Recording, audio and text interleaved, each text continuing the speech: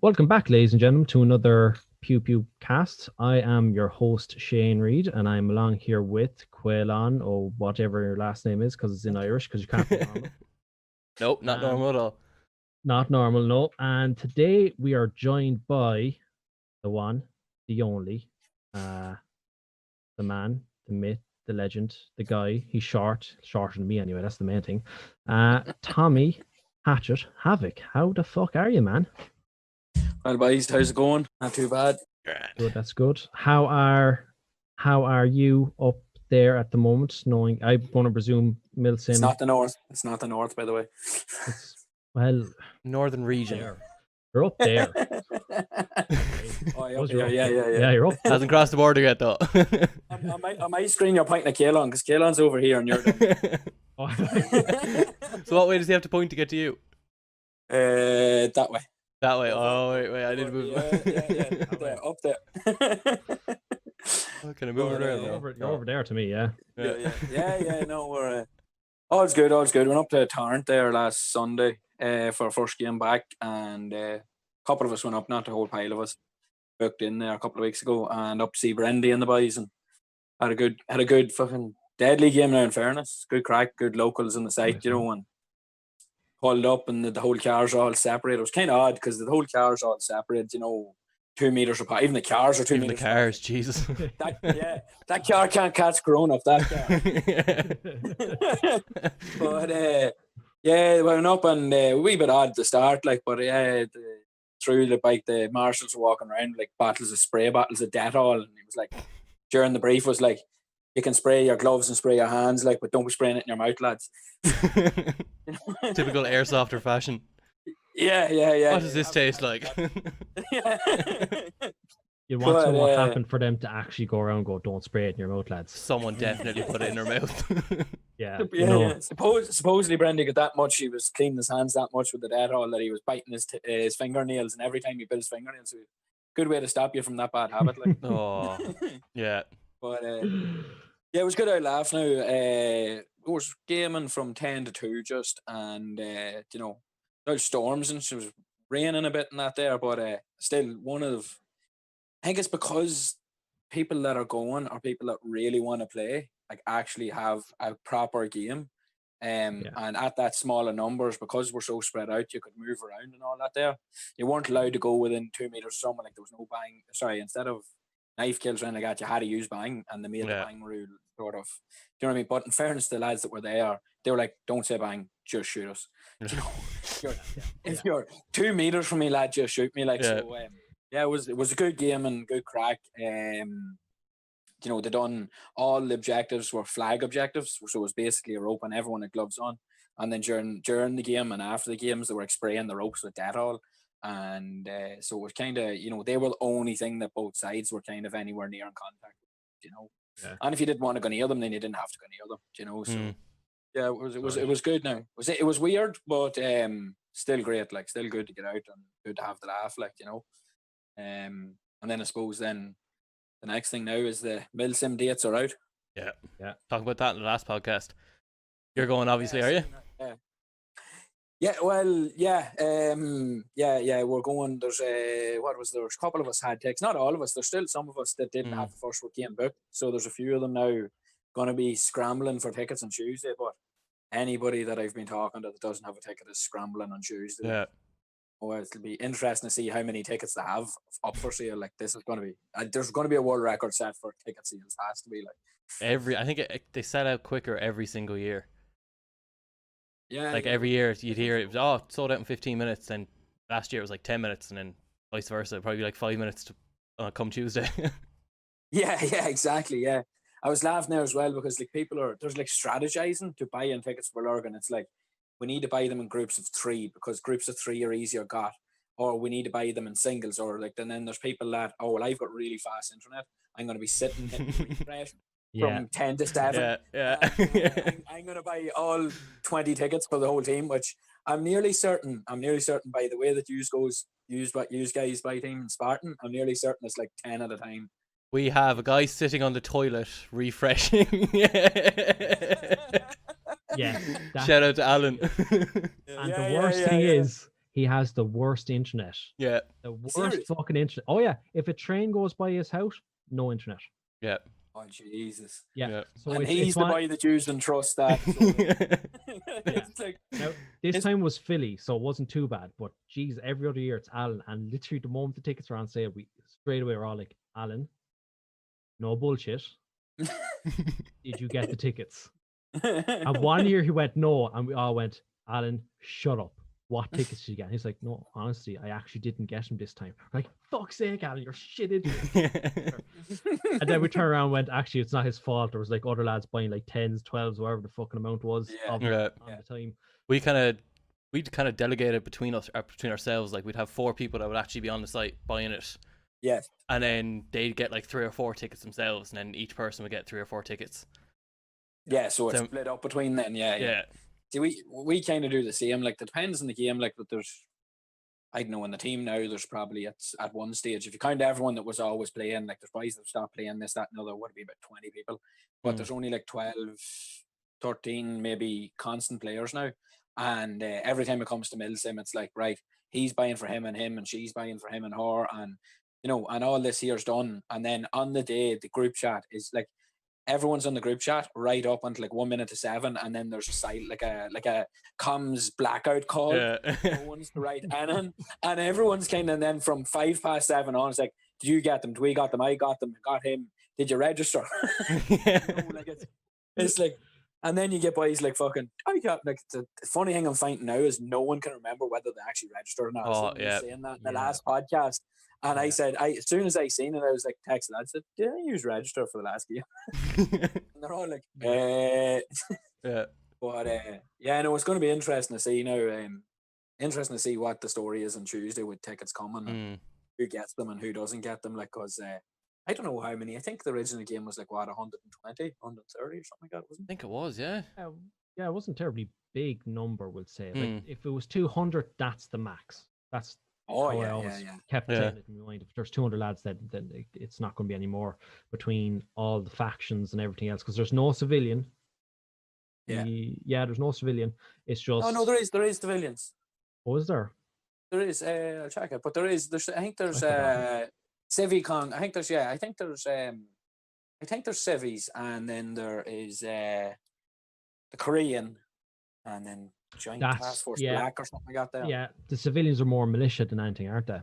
I was only looking Yeah, at I think today, so. I think discussing so. it, and I completely forgot what it was. Yeah, no, that sounds right. Because I I had think Alan something up like there that, I know. earlier doing it, and he's just like, I'll read it. He's an arse. He'll read it like the day of he's going up.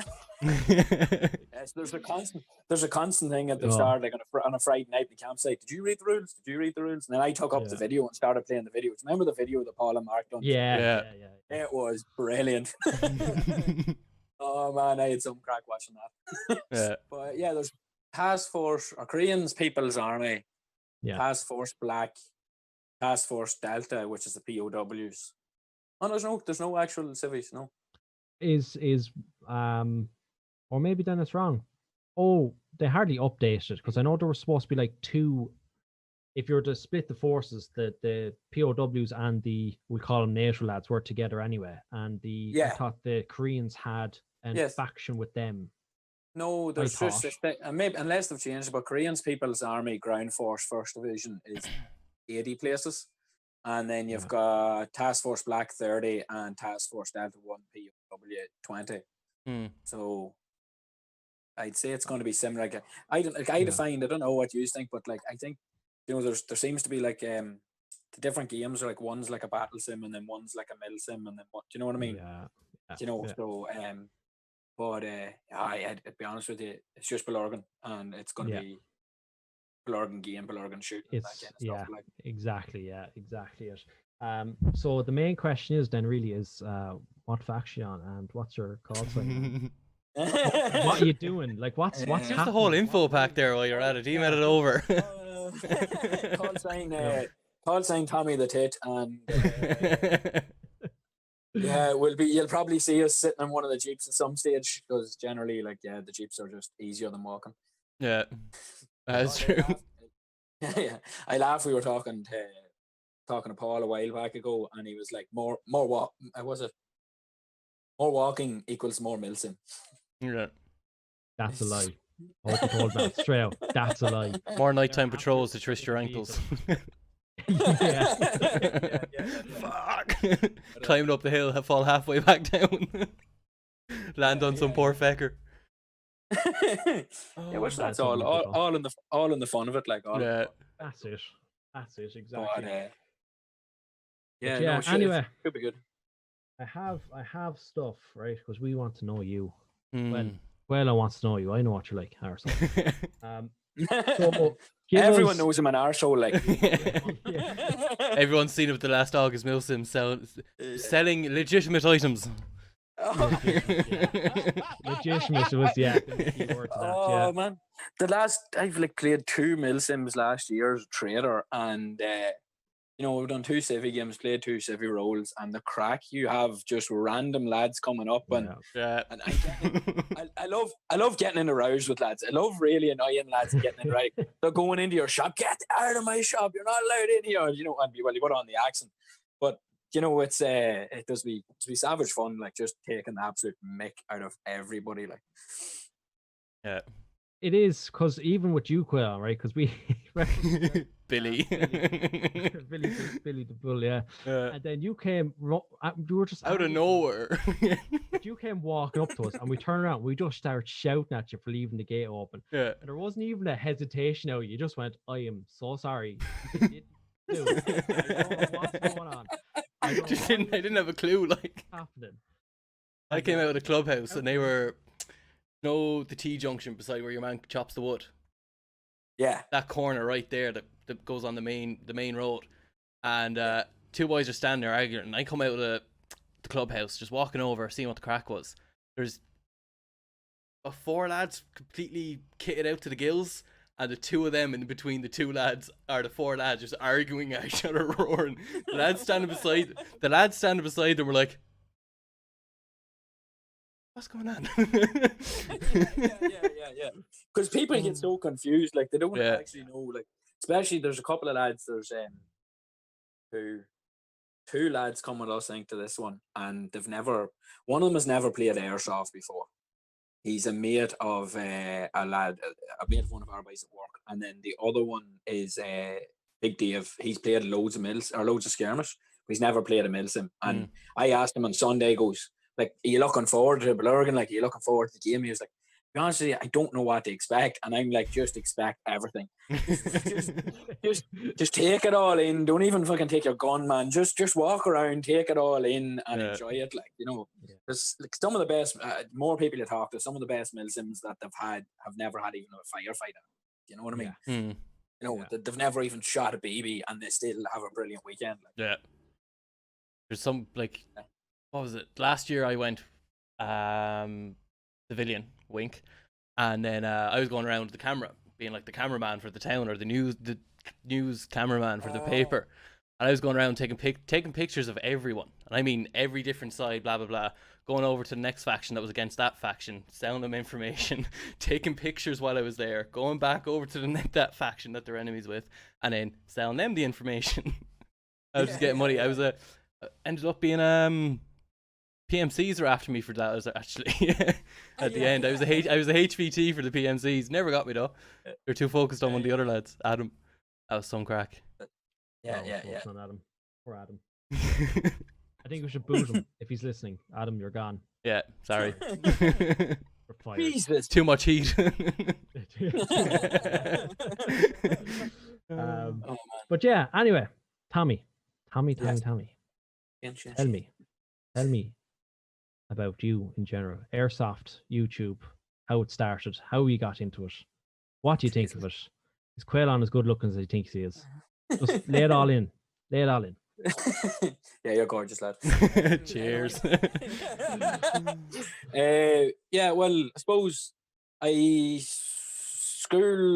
back in school there was about 12 or 13 of us that actually, and I'm sorry lads, but it was paintball.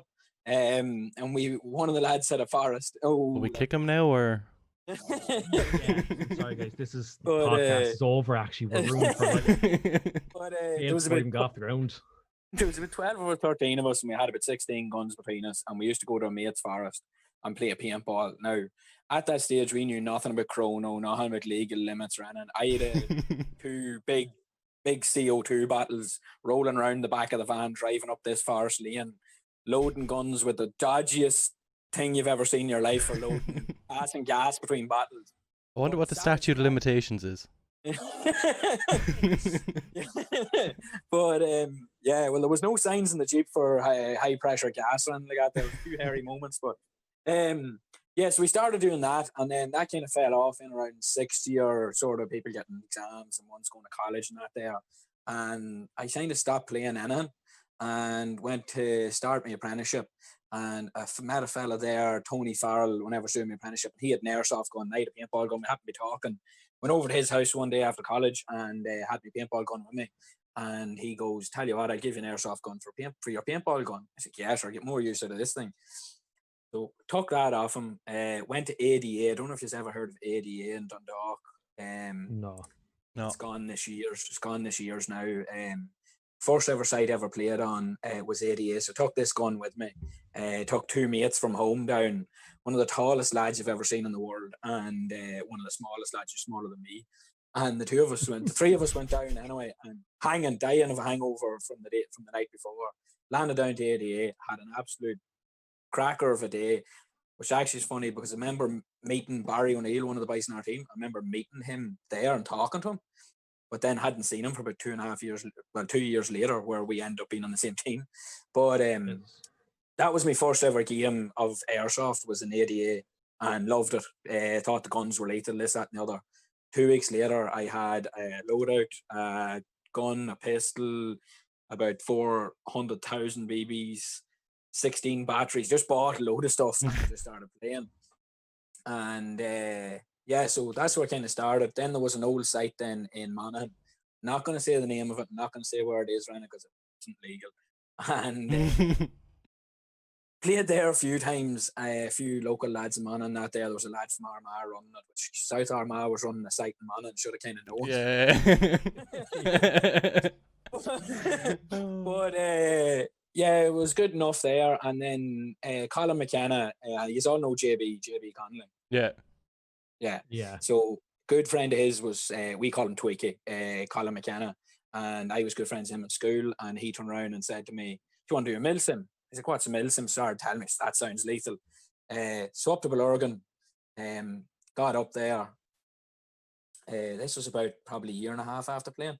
And up with Tweaky and JB, and we were up on the top of the forest, up in the village, and do you know where the wall is at the top of the hill, the wee small low stone wall? Our sort of FOB was in behind that. And this one moment I'll never forget in airsoft. It was the first ever milsim moment. I got shot, and we're like half an hour walk back from the freaking farmyard back up. Get in behind the wall. It was like, "I take a drink of water," or whatever. Goes to Colin, "Right, you ready to go?" He goes, "Yeah." And he turns around and he says, "There's just one thing, lad." He says, "You always have to remember in milsim that they can come from anywhere at any time. Just be grand." Put my hand on the wall, went to jump over, and BBs just started coming at it. Back down behind the wall and me back. And I landed on a stone, and Tweaky turns around, "You all right?" And I was like, "Oh yeah, this is class." You know, me back in absolute bits, like. But yeah, so that was the start of milsim. And I think it was the next game after that, we end up randomly joining with JB, and that we randomly joined this squad, which was a Rio Negro game. I think it was the second or third Rio Negro. It was the third one, but the second one in Bellurgan. And we were part of this. It was like you had a faction, and then we were a group attached to the faction. But the group attached to the faction happened to be Paul Nardone, Fimber Nardone, Philippe, you know, all the original Havocs, right? Hannah, Baldy, you know, this kind of crack. And yeah, so we, because of the milsim they had been at before that, they were drinking cans of Monster all weekend, and someone turned around and said to them, "You've been causing havoc all weekend, lad." So they come up with this random name, Havoc Monsters. So they bought random t-shirts, and just everyone clicked that much that well that weekend that we just decided to start the team, and then that's it. From there on out, just been gaming and meeting lads and having a crack. And you know, that's the one thing I love with the sport is you can go anywhere and you can meet anybody in any walk of life. Do you know what I mean? And it doesn't matter. They could be a millionaire or they could be a pauper living on the side of the road. But once you're playing airsoft, and that's it. Like, that's what I loved about it. But yeah, that's kind of, I suppose, the short version of how you got into it, like, or how you started it, not there. So, what brand was your first gun, if you can remember? G&G. G&G. G&G Radar, still have it. I was actually going to bring it in, but it's out in the shed, didn't get the chance. Still have it. It is a really bad net style paint job because I thought that was shit cool. And, I have my first ever vest I bought, which was it wasn't play carrier, it was a proper vest, and it was huge. And I couldn't afford a black one. I had a tan one, and I couldn't afford a black one. I needed a black one from Ilsim, so I got a can of Caolan spray paint and sprayed it black. And to be honest with you, it turned done that a few times. Yeah. It turned out shit cool in the end up. Like, so still have that. I've never sold anything that I owned. I sold one Scorpion, and 3 weeks later I bought one of the boys' Scorpions. That's all I've ever done, like, with airsoft. So yeah, still have G&G Radar. So it's a go-to for most people. Yeah, I think. What with yourselves? What? I'm using what, Taiwan gun AK, a CM16 G&G again, and then I have a WE Glock. So G17. Yeah. That's literally. Oh, I have a pump action shotgun as well. That's it. Yeah. I can't even remember. I went through so many guns over since 2011. I can't even tell you what the first one was. Definitely G36. It came in a brown box. I didn't ask questions. I always remember that. Like, what brand? I said, I don't know, just arrived in a box. I didn't say anything about it. I was like, okay. After that, I think the second gun I bought was, do you remember the G&P were doing Magpul M4s? Yes. I had a short barreled M4 with the green Magpul stock and front end on it. And then after that, it's a blur between owning just all bulb ups at one stage to, I can't even tell you. I think it was all World War II stuff at another stage to, what do I have? A random selection in the corner. I'm not even going to go in. Like two EFCs, one outer spec arms, inside is, again, it all came in packaging. And I said, Richie, that's for you. Just do things and hopefully it works. And then there's a couple of AKs there behind me and 2 bolt actions, one that doesn't work and one that will fire, just not in a straight line. Nor will it ever fire in a straight line. Yeah, exactly. So that's there in that corner. And I'm afraid to lift them up in case there's other stuff in behind it that I forgot or haven't got a notion it's there. Or the missus sees them and they're brand new, just bought. There's a trick. That's not a new gun. Yeah, you see how you get away with it is just leave it up against the wall, and every time she trips over it, she's like, "Would you just put that away?" Yeah, no problem. Then she won't ask if it's a new gun or not. Just night she's kicking it every 2 seconds. Like, I've had this conversation so many times. Like, is there all, like, everyone's always like, how do you hide it from the missus, or how do you get a new gun in and things like that there. I went Airsoft there on Saturday to buy BBs and gas for Sunday. Okay. Went into the shop, went in, grabbed the BBs, grabbed the gas, asked the lads a couple of questions about a couple of things I was looking at online, and back out to the Jeep. And Hannah turns around and she's like, do you know what way all use, like, we've all sort of got to TM sort of stage, and we can all swap mags easily, to put it that way to you, like, as well. So she's like, we use all of, like, I kind of really want one. And I was like, well, can you, she was, if we go halfers on it, and I was like, right, okay. So we had to go back in, and I had to spend halfers of a TM I can't even use. Use me all give out about not having to hide stuff. I have to buy double of everything. We have your problem now is what's hers is hers and what's yours is definitely hers. No. She doesn't. I have to say she wouldn't use my style. Like, wouldn't go using my guns running, like, you know. She got a gold match pistol. I'm not a big fan of them, so she got that. I bought a different. You know what I mean? So the nice thing about it is just having different stuff on the wall. You know, and whenever we get our wall of guns, you know what I mean. But everyone gives out about trying to hide it. I have to buy 2 of everything. But at least you don't have to hide it. Well, true. That's true. you're probably the worst off then out of the three of us sitting here. Yeah. Like, I can't spend money. I can't spend money. He can't spend money. But you're spending all your money. What's it saying? Oh, never mind. Oh, something for Zoom. Oh, right. Yeah, X no, out that look, because I don't read. yeah, no.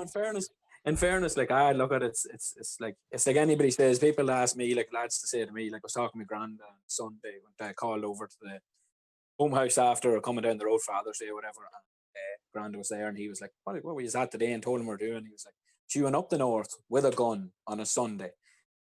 And I was like, "Yeah, hello." Saw the cameras on and legged it.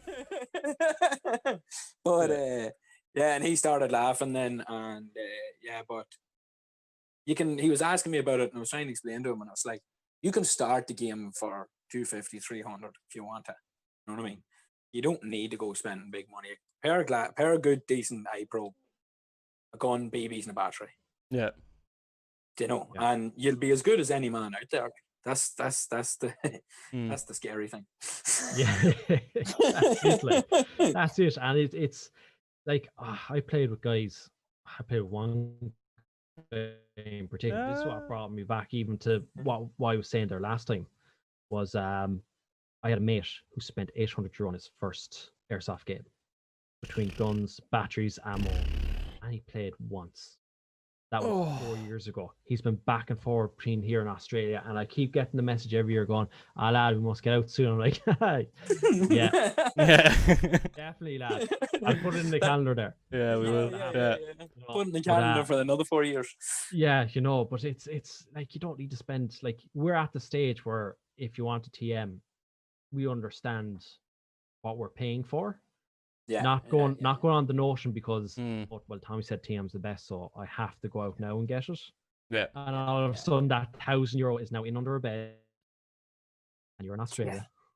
Yeah. You know, it's mad. It's like when people ask, you know, like when I used to work in the shop, I'm starting. I've €200-300, right?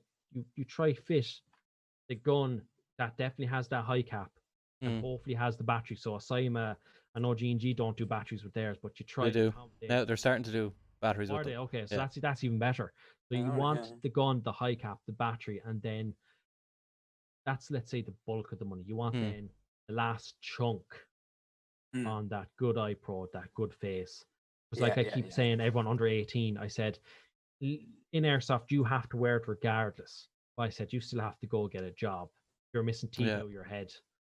And you start smiling, they're like, what does he be doing the weekends that he's after losing teeth and this, that, and the other? I used to for them, like. I used to laugh though whenever people like in an interview and they'd ask like, what do you do for fun at the weekends? And I actually think Airsoft is a great thing to say because it's team building. It means you can go out and you can meet new people. You know, now depending on the person you're talking to, obviously, like generally people doing interviews will be like, all right, so you can tell them. I've actually found it to be a good thing for interviews, more so than a bad thing. Now, but you always meet the wrong person who's like anti-gun. And you're like, this is Ireland. We don't have guns in this country. We have shotguns, a few rifles. Like that's, do you know what I mean? Actually, Kildare Hunting I've seen it in the Warsoft, and I put it up as well. Kildare. Second, they had freaking automatic assault rifles. What? Kildare Hunting. I will show you now. Kildare Hunting. 1 second, go back. That's Kildare Firearms.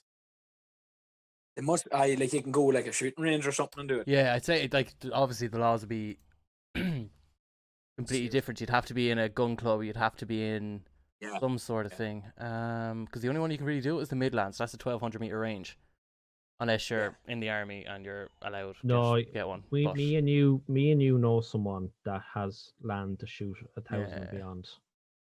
Where is it now? It's in. look at that pre-owned, new. That was the perfect time to freeze. Look at the smile. He's like, I know. It's like fucking we haven't shot nothing. Rimfire rifles. Here it is. 1 second. Yeah, they've a Kappa M4. It's an M4 style, but it's a 22. But then they also have a Smith & Wesson M&P 15.2. Where's the next page? They had a 12 results. They took it down. They must have took it down. It must have been up for the Depends, crack or like, something. It depends on the range, because I know people in ranges that have and own 9mm because they are a range. And for their, it's a special license for their, not protection, but if someone wants to come in and steal guns off them, they have the right to do whatever needs necessary to stop them from taking the gun, we'll say. Yeah.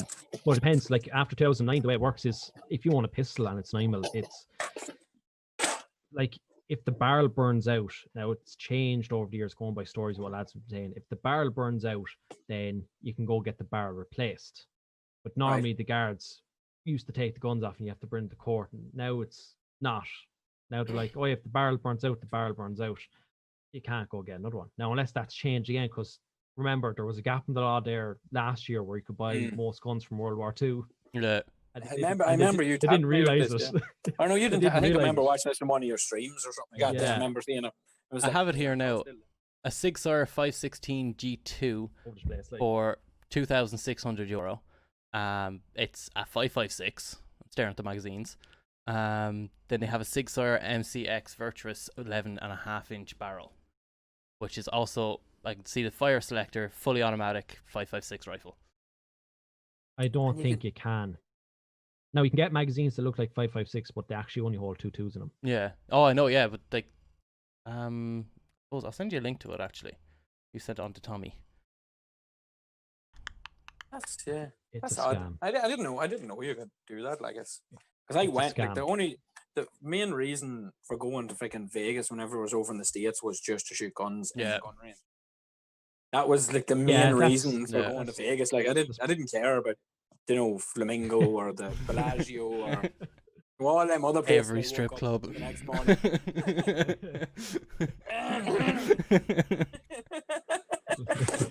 What are them things? Yeah. What are those things that go spinny? Oh, God. Yeah. Definitely in the army.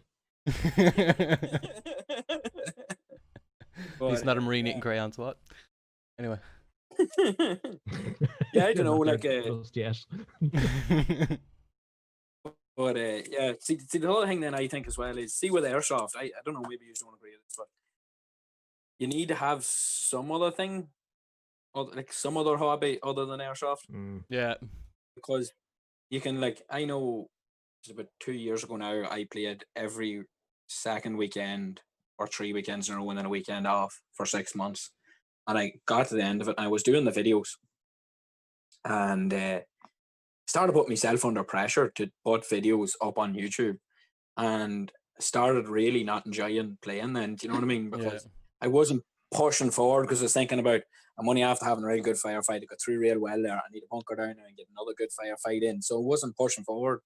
You know what I mean? Whereas last Sunday there, didn't give a fiddler's. I was legging it in. I was legging it in and getting shot more. Do you know what I mean? Just to get that flag down. Yeah. You know what I mean? Still, you'd have more crack. You'd have more crack at that, just running in, getting lit up. Going straight back to respawn and keep running back and forth between objectives. And you have way more crack. Yeah, and then get like one absolute clinker of a shot on a lad that you didn't think you'd make. Yeah. Or like I split a by. He was wearing mesh goggles, and then he had face protection, but there was just like this gap, like probably about that size between the two. And I was butting down a flag, and I had the rifle in my right hand, but it was kind of rested on, you know, on my belly, fat belly, and was kind of resting like this, and my finger was just, you know, as the way you'd have it, just up beside the trigger guard. And next thing you know, I spotted him out of the corner of my eye, and I just kind of turned and pulled the trigger.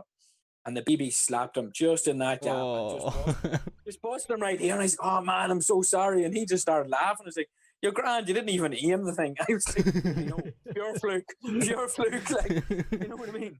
Pulling John Wick moves out of nowhere. Yeah. And then got shot and lit up absolutely immediately after it. Like, so it was way more fun. Whereas, like, I started the videos, never started them just for the crack and just for my own sort of, my own viewing, you know, and throwing them up for a few of the lads and on the team, and just doing something more or less kind of, in my eyes, I was promoting the sport. Do you know what I mean? Because I always said like that, I don't like these things you see, these cheater videos and these clickbait videos and all this. And you know, I really don't like that, because the whole idea of I said whenever I was doing videos was to promote the sport. So if someone says to me, like, what the hell is Airsoft? Do you know what I mean? I'll send them links to my channel, I'll send links to GreyMrFreeze's channel, I'll send them links to Cian Mangy's channel, Stiggy's channel for the, like, if they want to get into it, send them to Stiggy's channel for reviews and shit like that there. Do you know what I mean? Yeah. So you can send them around to different channels and things like that for the different gameplays, so they can see what different gameplays is like. Do you know what I mean? So, you know, that's the reason why I done the videos. But then I started putting myself under pressure to put up more and more videos, thinking, right, I'll kind of start, you know, putting stuff up on social media and doing Instagram, doing Facebook, doing YouTube. And there's so much work in it. Like, I have, like, even to yourselves for getting involved in this, like, you know, there's planning, editing, you know, getting the right stuff, you know. Yeah. Thanks, Caolan. Thank you. He doesn't do anything. Shane's here to provide the what do you call it, the lighting of the head, and Yeah. That's all this is. The mirror image. Yeah, I'm just here for the crack, lads. So you just work away. There we go. But there's so much work on it, like, so, like, the boys that are at it full time and at it flat out, fair play to them, like, but I kind of just was like, I'm doing it for the crack. If I get a bit of funny footage, I'll stick it up. Yeah. Like that one with you, getting absolute row with you from Blargan. You know, that was just absolute gold, man. Yeah. But and then, like, I'll have a bit of footage from Tarn at the weekend. I'll throw it together and throw it up, like. But at this stage, I'm not gonna lie, everybody who does anything on YouTube, and I don't know if you agree or not, would love to make it pay. Yes. It as their job. Yeah. Like, there's no point in lying about it. We all, same for streaming as well. Yeah. I both use stream, don't you? Yeah. He does it more than I do. I don't do it more. It's just time. I'm still in the phase of trying to get jobs, this, that, and the other. I don't want to be wasting my time streaming for the moment. Yeah. I'd rather have a job and know that I have the income to then waste my free time, whatever that is, on it afterwards. You know what I mean? So that's a preference of my, same with Airsoft stuff. I don't, even though there's a virus trying to kill everyone at the moment, it's the same thing. I'd rather not go airsofting and make, you know, whereas those hours could be spent applying for jobs and trying to get yourself out there to get it. You know what I mean? So, but like, that's just me, like. Yeah, there's bound to be a bit of work to the streaming as well. I'd say, Caolan, is there? Like, there's, like, I know it's, you don't have to do as much editing, maybe, I don't know. No, you don't have, like, there's zero editing. It's basically getting the accounts up. I say the most kind of thing is setting up the backgrounds, like the technical side, getting your streaming software, getting your overlays, getting your scenes, getting your emotes, getting all that stuff put up together. It's probably the hardest, most time consuming. But once you have all that done, it's literally push a button and you're live. And then get yourself a stream deck. You don't have to get one, but if you get one of them, just push a button. Whole thing changes over, all that crack, which is good, you know. But as you said, at the end of the day, everyone who does it is just looking to make a payday when it comes to the streaming and stuff. Like, back of their mind, you do it for fun. Like, I do it for a bit of crack, but there's always that part of your mind that you're just like, can't wait to make some money off this. You know, that kind of way. Exactly what you said. No, like, and like, there's no point in lying about it. Everyone would love to do it, like, you know what I mean. Fair play to the boys who do, except for the few who will not be named that just do clickbait the whole time. We all know who they are. But, like, what I would say is, what I find with the Irish streamers and especially Airsoft YouTubers, they go for clickbait, but clickbait that actually makes sense. Do you know what I mean? Like, there'll be chats about, like put dollar signs and put a dollar price on a review video, because you'll get more reviews than you will if you put a euro price on it, because there's more people in America watch YouTube reviews. You know, still things like that there were not cheater called out or something, I guess, here. Like, you know, that's what I like about the Irish stuff. Do you know what I mean? Because there's less crap on. Like, Cian Mangy's there. He does unbelievable montages, like, with the tunes. Like, he does class montages, like, you know, things like that there. They take a lot of effort. But like, look, we'd all love to be I don't know, what do you call your boy in the States? Desert Fox, making 1 million YouTube followers and having it's friggin' crap like that Yeah. there. But Having a complete we- garage full of guns. yeah, That YouTube paid for, like. Yeah, that Yeah. YouTube paid for people's dent and Yeah. stuff like that. But like, the boys that put in the effort for it, fair play. Do you know what I mean? And Mm. keep at it. Like, but yeah, I just do it for. I actually enjoy teaching myself the stuff on editing and things Yeah. like that there off YouTube, stuff like that there. I'd happily sit down. Like, I prefer the whole background scene, like the whole Yeah. editing, putting bits together, kind of publishing and editing. Or I'm speaking too much here, but when it comes No, I to know what you're getting the background scene, getting the editing done, doing the thumbnails, doing the visuals, doing the effects, doing all that stuff, than sitting down, spending 2 hours playing Call of Duty trying to get a nuke in a freaking game or some shit like that, and you're just stressed. You're constantly just stressing out, trying to get this stuff done, and you're playing worse and worse and worse because you're stressing out. But then when it comes to going back and editing it, I could spend 12 hours a day, no problem at all, sitting down, cutting, chopping, putting in effects, putting in everything, like. Yeah. No problem at all. I enjoy making them more than I do watching them. By the time I finish the video, usually I hate the video. Yeah. Do you know what I mean? I'm like, I don't find it funny anymore. I don't find this bit cool anymore. Whereas whenever you're first watching it back, like, yeah, this is brilliant. Yeah. You know, but by the time you get to the end of it, then you're like, oh man, just upload, just please. Upload. Yeah. And then You know, you get to like 98% upload and it fails on you, and you just flip your desk. You're just like, no, can't fucking do this anymore. It happened to me uploading the first episode of the PewPewCast. And remember Shane? Yeah, I was like, it'll be up there in about 10 minutes. 2 minutes later, upload cancelled. I had to fucking re-upload the entire thing again. They do. Yeah, I was because like, this is going off to a great start, so it is. Yeah, you said because Shane sent me the link and he was like, yeah, it'll be up there soon. I was like, it's not up.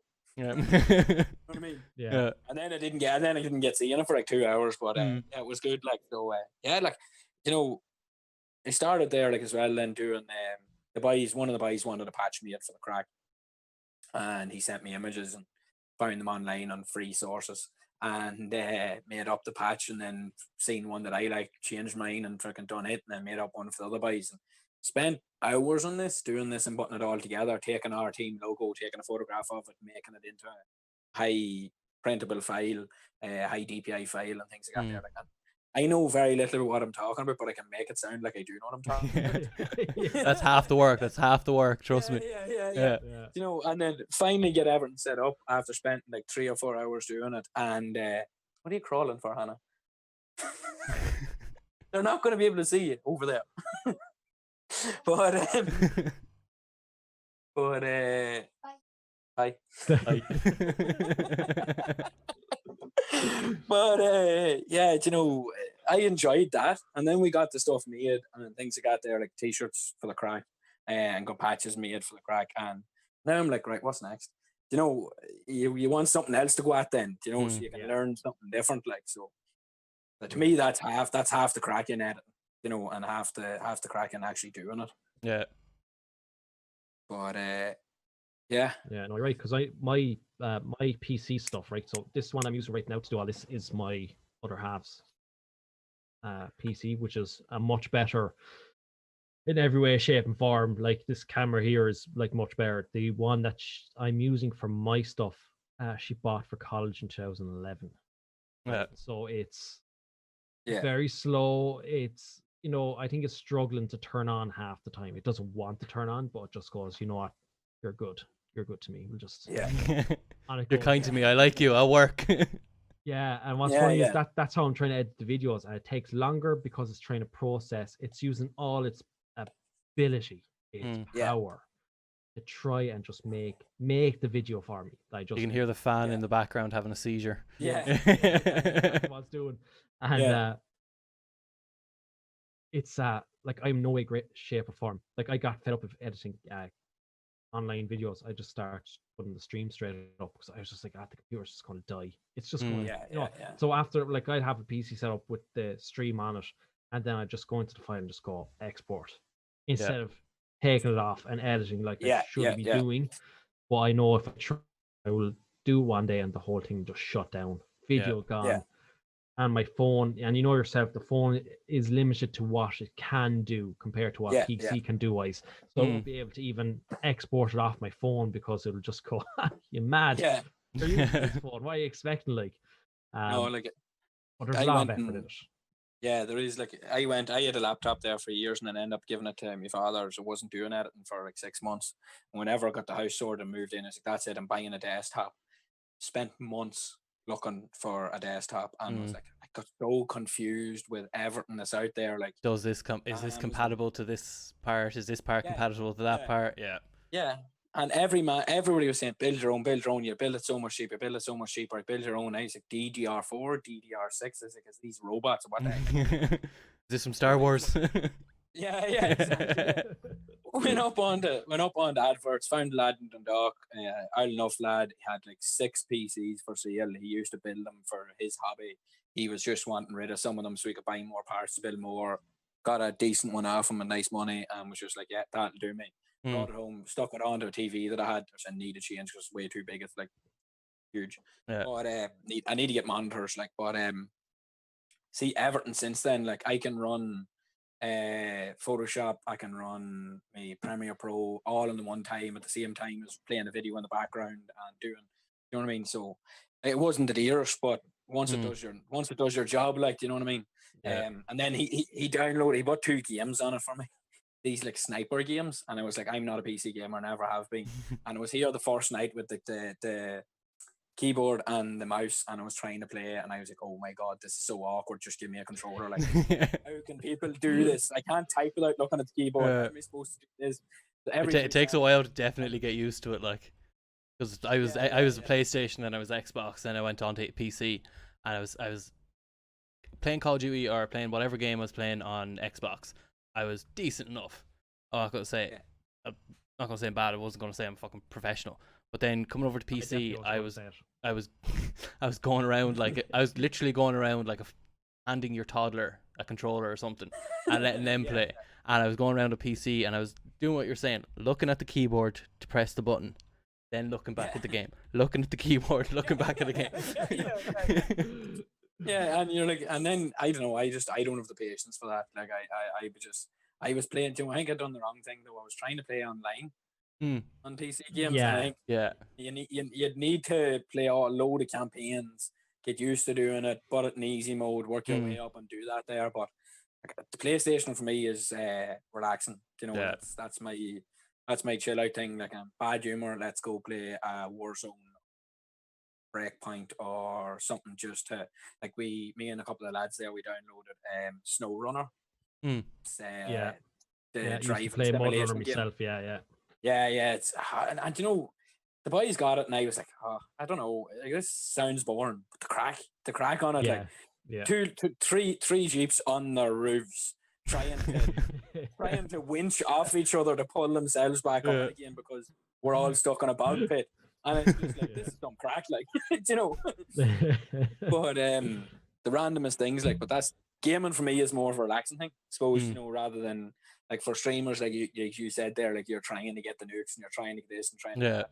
If I get a UAV in Call of Duty, I'm like elected. Yeah. You know, it's like what, four kill streak, and you have a UAV, like, and I put kill chain on just to get more than 2 UAVs in the game.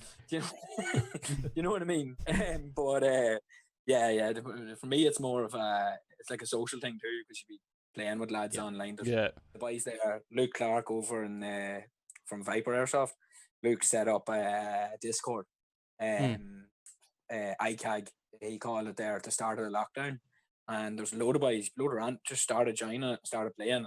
Sometimes you go on, lads are at work on Discord just for you know what I mean? They're not even playing, like, you know, and that's what I like about the gaming side of it. Wouldn't be as big into it as you now, because I was listening to you as the last game, you're all like, you know, Halo was bad, Halo 4 was better than Halo 2. I'm just like, I can't remember like the games I used to play. I just like the ones I'm playing now. And I'd jump back to Rainbow Six Siege or something for the lads. It was the same for me. That's the way it brought up, like, wasn't it? Because we were both brought up.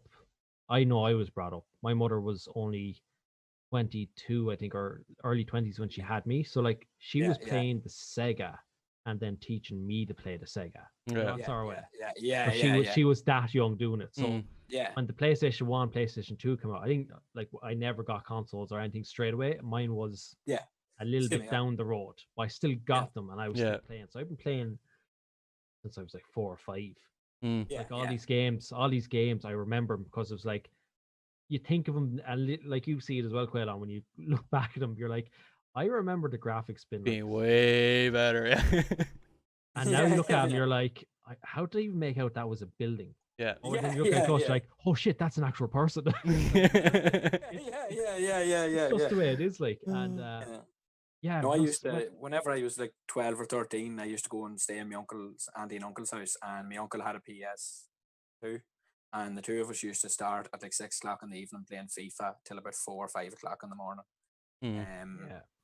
Do you know what I mean? And it, like, my auntie come down and like, would you used to go to bed, for God's sake? You know, the two of us get up the next day, and he'd be going to play a football match or something. The two of us get up next day, bloodshot eyes, and the two of us like, you know, we still need to have that game to decide the winner. Like, like my first. All right, go ahead. No, go on. Like my first console was a Sega Saturn, and it had the blue gun. That was it was like a wired gun, and any of the shooting games, you just point it at the screen and shoot. And I thought this was the best crack ever. And I recently got it down out of the attic, plugged it all in, put it into the TV, looked at it, and I was doing exactly what Shane said. Is that what? That's a person. Oh, okay. Bang. You know what I mean? Like trying to figure out who is who. Yeah. Whereas nowadays, it's like you can tell whether it's a man or woman. You can tell if they're 16, 17. Yeah. You know, you can tell everything. Like, but no, I remember on the PS2. Like, was the PS2 was the first online, or was it PS3? PS3 was the first online, but they used to have PS2. I think had some sort of online. Yeah. Did it? Yeah. I know they had because we used to do LAN gaming. Me and a mate from school, he used to bring his PlayStation over to the house, and we'd put 2 TVs back to back. Yeah. And play against each other. So you can't get anyone screen watching. Yes, and then you'd be playing a split screen, and what we done was we made this thing out of cardboard and black bags, which literally hung from the top of the TV. Yeah. The black bags hung down over it, so the person at the bottom was stayed underneath. And if you think of how much your heart was racing, whereas now you go online, you're playing against some 10-year-old from Virginia in freaking America, and he's absolutely kicking your ass, and you're talking to him on the headset, and you don't even think about it. Whereas, whatever many years ago, you were sitting at home, and the heart was pounding because the lad behind you who's pissing himself laughing. Yeah, got a headshot in this dude. But I don't know what you think about games nowadays, though. I don't like, they're not as good. You know, I don't think nostalgia's there really. I suppose thinking back playing game, like I've got back in, as I said in the last podcast, to Age of Empires, and that was like my first ever laptop game that I ever had, like PC game, and that's going back about 15 years, I'd say, when I first played that game. And I kind of got back into it, and there's a new HD remastered versions of it, and I got them playing away at them, going, "This is great crack." It literally feels like how it was back when I was a kid. And then, but every year, I don't know what it is, just Call of Duty nowadays, or even the Battlefields, they don't have that kind of nostalgia towards what it was like. Even with Red Dead, the new one that came out there, it wasn't like the first one, or the zombie one. What was that? Can't remember the name of it. Undead Nightmare. You probably haven't played, but like I played Red Dead Revolver. Yeah. Which was the very first Red Dead game back in 2003, 2004. Around that time period. Still Rockstar. So still GTA guys that were actually making it, like. But like that for me is the ultimate Red Dead, because that was the first time you could use what was it? The dead shot or dead eye, whatever they call it. Yeah. Or like stop and you start point. Yeah, that was all back then. And this was all back the character you play in the first one back when he was actually in his early 20s. Like that, like that's when the storyline started. But then everyone was just like, sure, GTA took over at that stage, and sure, it was GTA. And then Red Dead Redemption came out, and then you were like, "Oh shit, John is still alive." Did any of us ever do like a gaming inspired loadout, or would you like to do a gaming inspired loadout? Yes, I haven't. You're Solid 4. Yeah, who plays Metal Gear Solid 4? Or do you remember it? Haven't played. I've played it like once or twice at a friend's house, but I never actually played it myself. You know the PMCs. Yeah. Yeah. It was Yeah. a, Yeah. It was a tan. We've lost him. Oh, there he is. Oh, he's back. He's here. back. He's back. I'm here. Hi guys. It's just awful on my end. I should have just stayed inside the house. But yeah, it was a tan bottom, a black top, tan play carrier, and sometimes it was a baseball cap, other times it was a helmet thereabouts. That I've seen that loadout loads of times. Yes. That looks cool. Other games, no, because you look at likes of what you call it, even Battlefield 4. Look at their loadout, their play cards. You're like, Yeah. he physically shouldn't be able to walk around.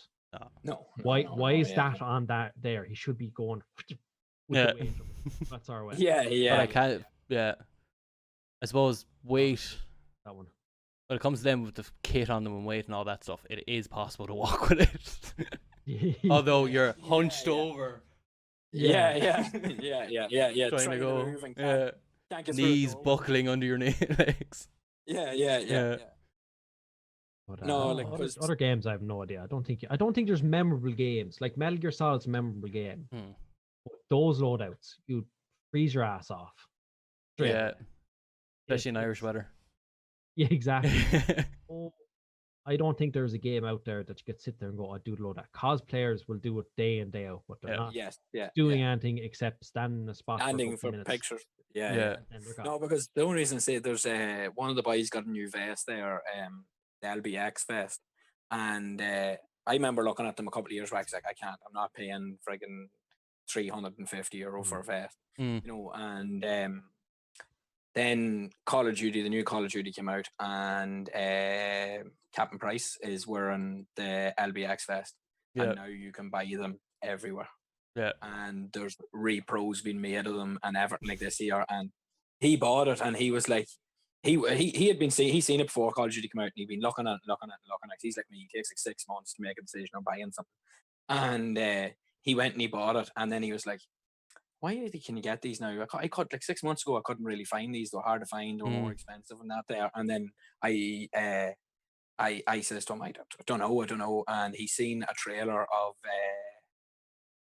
Call of Duty, then like a random trailer, like after it had been released, and he was like, no way you can buy them. Everyone wants them because Captain Price was wearing it.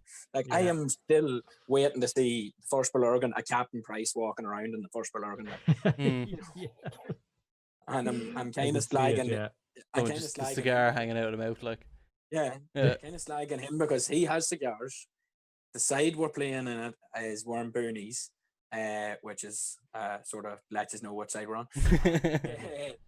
He's going to be wearing a boonie, and he has the LBX. So I'm waiting on it. I'm actually going to tie it up like Price does, and take a photograph of it. Just in badness, and like, look at this Captain Price and Belurgan Park.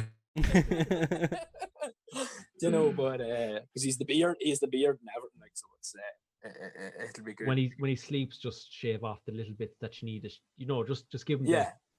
Just give him the like what I'm trying to. What I'm at the minute would be the bum fluff.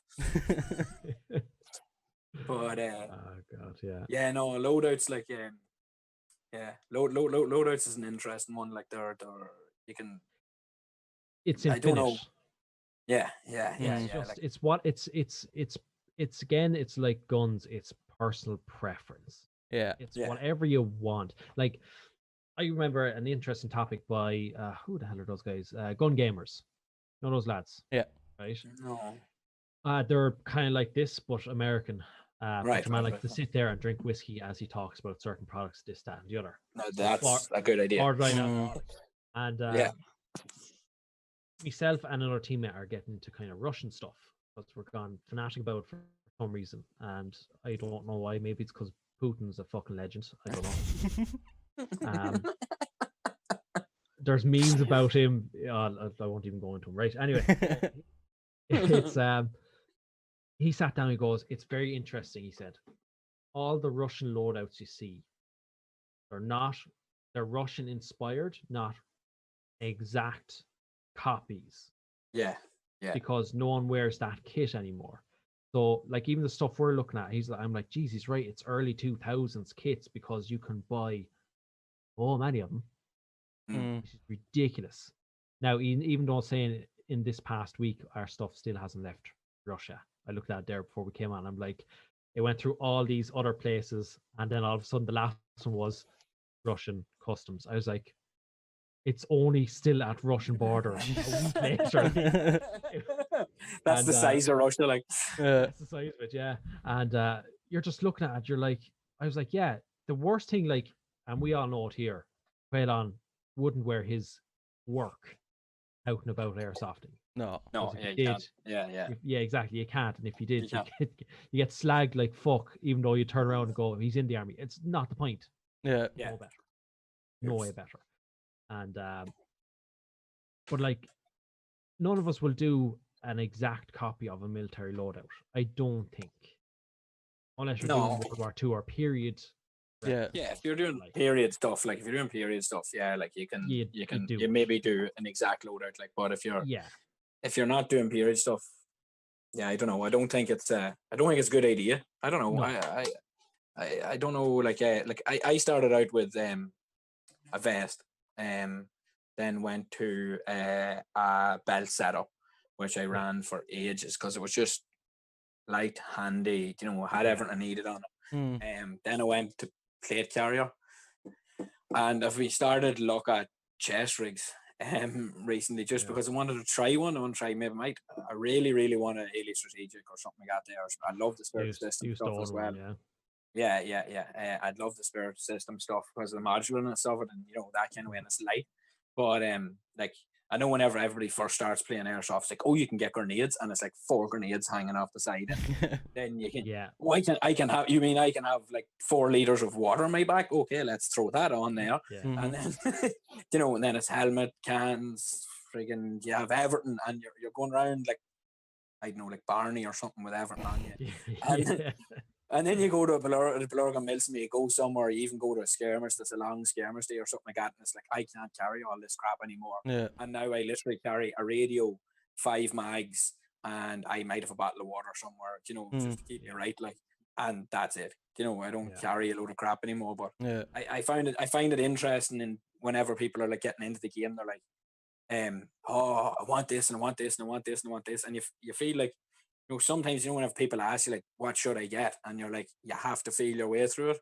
You have to make your own mistakes, like, you can't just carbon copy. You can't just go out and like, he's got that vest, he seems to play well, I'm gonna get that vest because that's a nice setup, like, and then it just doesn't work for you, and you've wasted your money and stuff. So I just find it funny how people can start off, and work their way through it, like, or the lifespan of an airsoft, like the routine of an airsoft, or like the lifespan starts off maybe 3-4 years, It's you want to look good at the start, and then all of a sudden it's at our stage practicality rather than whatever. Oh well, you still like look good, like whenever you're playing, you still like to have a bit of Gucci. Do you? I don't. I'd be happy to run out with stuff in my pockets at this stage. That means I don't have to pay for it. Stays the boy who just bought like Warrior Assault Systems. Yeah. And, yeah. That guy. I'm that guy that'll give the best advice in the world, as far as I'm concerned, and then not listen to myself when I speak. As my other half goes, she goes, you just speak without thinking. I was like, I do think about it. Then I go, that's stupid. Just say something else. And then So what you're saying is, even though you say stupid stuff, you were going to say worse stuff before that. I was going to say much worse stuff. I now have to process certain words, and I'm like, out. It doesn't make sense, but they'll get the gist of it. Like all my stuff is chest rigs. I don't do plate carriers anymore. I can't. My back, I've scoliosis in my back, so if there's plates in it, it keeps me upright. But the problem that is, because my posture isn't always upright, I get very sore very quickly. Right. Yeah. So Blurgan plate carriers is a no-go. A chest rig or belt system, yes. If I have a backpack on, it doesn't pull me, but it keeps me upright. But it's not like a plate carrier where it's restricting the movement around here, if you like. Now, no lads will be like, sure, just take the dummy plates or whatever out of them. Problem number 2, the weight of the magazines, and then this whole thing just doing this on me. It's getting to slouch, and then the pain kicks in, you know. See, I thought chest rigs would have been worse on the back.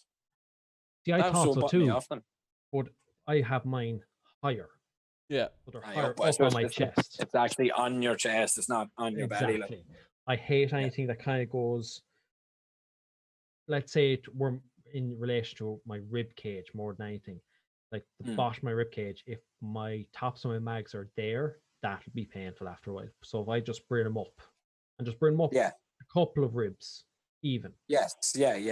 Then the way it's distributed, if you like, more central rather than lower. That was my biggest fear on buying a chest rig, because it was like, is this going to be all pulling? Like, you know, because they're on your shoulders, all the weight's on your shoulders. Is it going to pull you forward or that there? Like, you know. What you do is try the Viper one. You know, the one that's only €30. Yeah.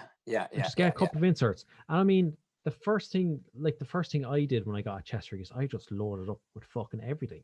I just wanted to see what would happen.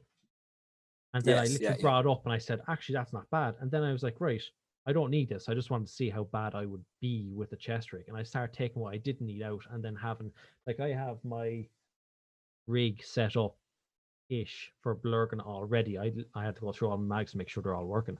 And fucking amount of freaking cracking out for as well. Yeah, like, look, we haven't done it in so long. You're kind of going, I need to make sure everything's working now. And battery, did I leave BBs in this mag for the last 6 months? Or yeah. That's like half my magazines at the moment. Actually, just BBs left. And now they're rattling. I'm like, there's nothing in it. Why is it rattling? God damn it! But yeah, it's very, very simple. Like, I think I use 120 round mags. So like, and I carry a pistol. So depending on like probably 4 mags in total. 3 on the rig, 1 in, I think will bring you up to 500 something. 480. Usually if you carry four 120, 480 or mid caps, and then you have your pistol. And then about 3 mags. So we'll say on average that's 20 to 26 rounds. We'll say 20 rounds in a pistol. That's another 2, 4, 60. So I stop before the 600, because I'd never do anything that's just rifle. So it's before the 600 mark. I won't chance an extra mag in case it's over. Now, I haven't seen anyone ever check me or check anyone on the team for the amount of mags. But we always know you will be that one guy that one time, because the marshal tends to go, are they mids or low caps? And he goes, well, you have about 5 or 6 on you there now. How much is it per mag? Like, I know, actually, sorry, Ashton got caught. Ashton? No, he didn't get caught. No, sorry, he didn't get caught. So Ashton was using an M4. But he had AK mags on him because one of the lads out or something burst. Just one. Remember this, Short in the backpack there. And he got told off because he had more ammo on him than was necessary. So that's I don't think I've never actually seen that happen in Blurgan. We'd a couple of years ago, whenever I first started going to Blurgan, it was like they were looking for a hand doing Crown. I was like, sure, look, we'll do it for the crack. And been doing it now most game. No, because it's brilliant, because you get to see everybody. Do you know what I mean? And everyone's coming up, and people that you don't get to see. You mightn't see any boys from one end of the year to the other until the 1 mil sim that they do every year, and then you end up standing chatting to them for 10 minutes in the chrono box. Like, you know what I mean? And you end up it's going to be odd. I don't know what way they're going to run at this now with all this crack, like, but it'll be a wee bit odd compared to then. But like, you get boys coming up and they've got high caps coming up to chrono, and you're just like, and you have to say it to them. You have to be like, you know what I mean? And then you kind of take a mental image in your head. And I found myself where I spot him then, do you know what I mean, during the game, and I kind of just take a look in his blade carrier or whatever he's wearing to see, can you see a wee window, or can you see a wee wheel? Wheel, yeah. You kind of just have a look and see. Now, I wouldn't walk up like, you shouldn't have them and start going mad. Like, you just basically walk up and say, look at that, catch on. Yeah. There's rules for a reason. It's mil sim for a reason. Like, Yeah. you know what I mean? Yeah. But I have to say, I've never had to do that.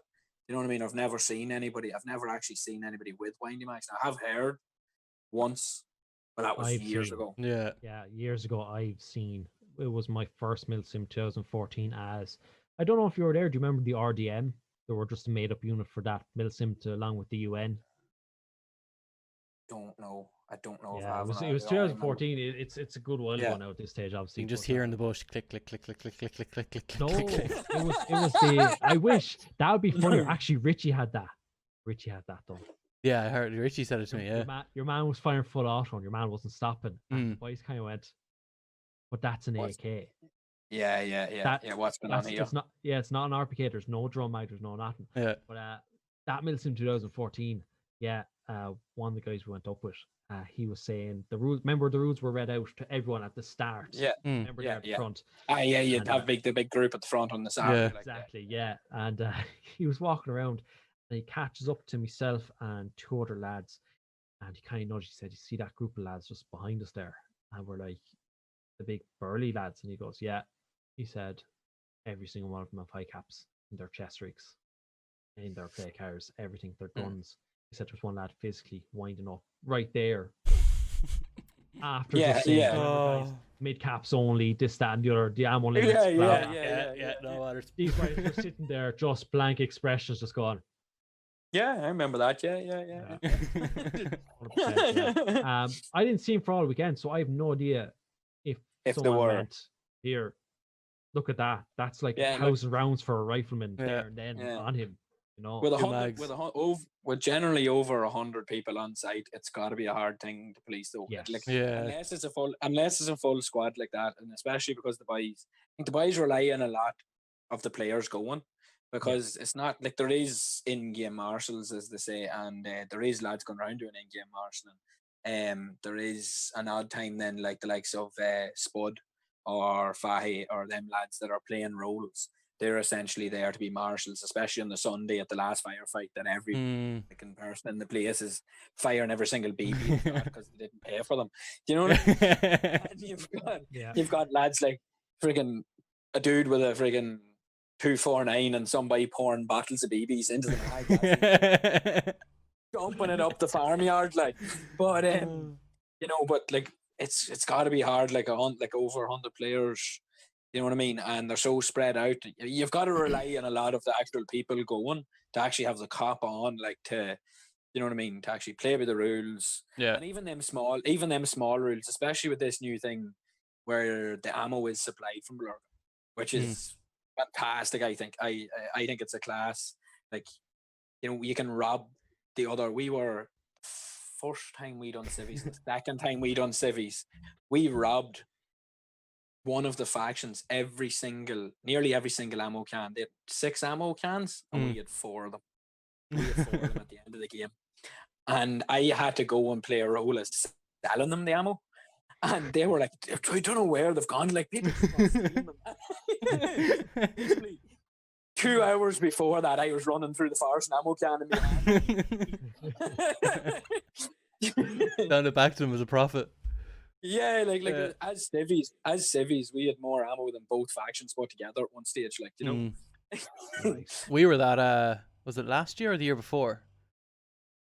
I think What was we it had? the last year before. Yeah, it was. We robbed. Trying to think now. We had 4 of us. We got to the fob at the end of the game. There was 4 of us. We robbed all their ammo, and then I think the following Milsim we went to, we did the same to the other factions. Took their ammo as well as buying our own. Oh, was that when you had the civilian ticket? Like you? Yeah, I was a Yeah, civilian. okay. Yeah. We were right. Okay, so Darren would always go, "Here, you need to go get ammo. We have no ammo," and we always seem to pull ammo out of our ass the moment the firefight would start. How we got it, we're not sure, but we're just delighted to have it. Yeah. And, it was like that for like all weekend, wasn't it? Lads, we have no ammo. Go get some. Yeah, no problem. There's a big firefight. Where's all this ammo after coming from? We got it. It's just arrived. And it was just like, because of course I play day 1 and I rarely get day 2 because I'm like either still asleep or I'm just like, yeah, I'll just start taking shit down now at this stage. But the lads Yeah, were like, yeah. yeah, we got so close, we just started taking their ammo because they Mm. fell back to a better position and then forgot to bring the important shit. Yeah, we overran the fob, and half of them jumped the back wall of their fob and ran off to get to a different position that they could get Oh, to. that was the game where.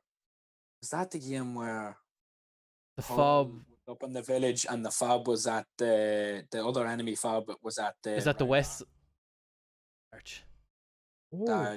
The Stone Arch, the Stone Arch. Sorry. No, we were. Oh, If the village is behind you, and you're facing the Yeah. arch, it was Yeah. all the way to the right, down the very edge of the boundary.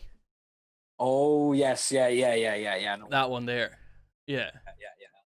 I know which one because there was one game I think was it last year before, and it was at the very end of the game, and like Paul Holstock was just like in the middle of the forest, and he was just like, I want half of the faction that way, and I want half of the faction that way in a line, and I just want you to walk forward and shoot anything that moves. And about 45 minutes later, the entire faction surrounded the other faction's HQ, and it was just grenades and BBs and bedlam. Yeah. And it was just like we absolutely destroyed the other faction just all weekend. But I think it was down to, I remember looking at who was on both sides of the teams, and one side of the entire game was Milsimmers, just constant players at nearly every game every year. Mm. Boys that are playing all, and the other side was boys I'd know from skirmishers and new players to the game. Yeah. And it just like it is what it is, but it just was so unfair.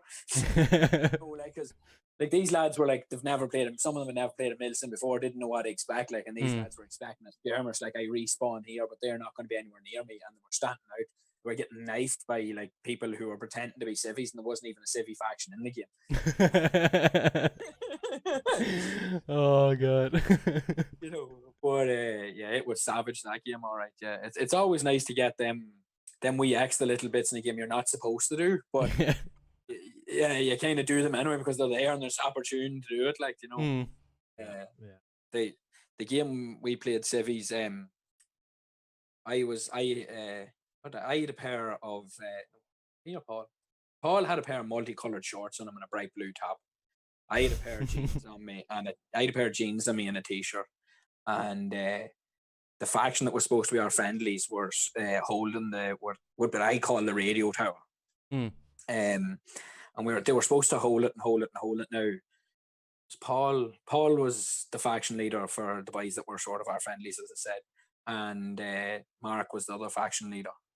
And Mark's team were just pushing the radio tower like they were nearly on it. There was 20 minutes left to hold it, and Paul's team started to pull back a bit, and they were defending it from behind. But we said, we're civvies, we don't give a shit, we'll do whatever we like, you know what I mean? So shotguns and pistols, no range at all, just trying to blast up a hill, trying to hold these lads back.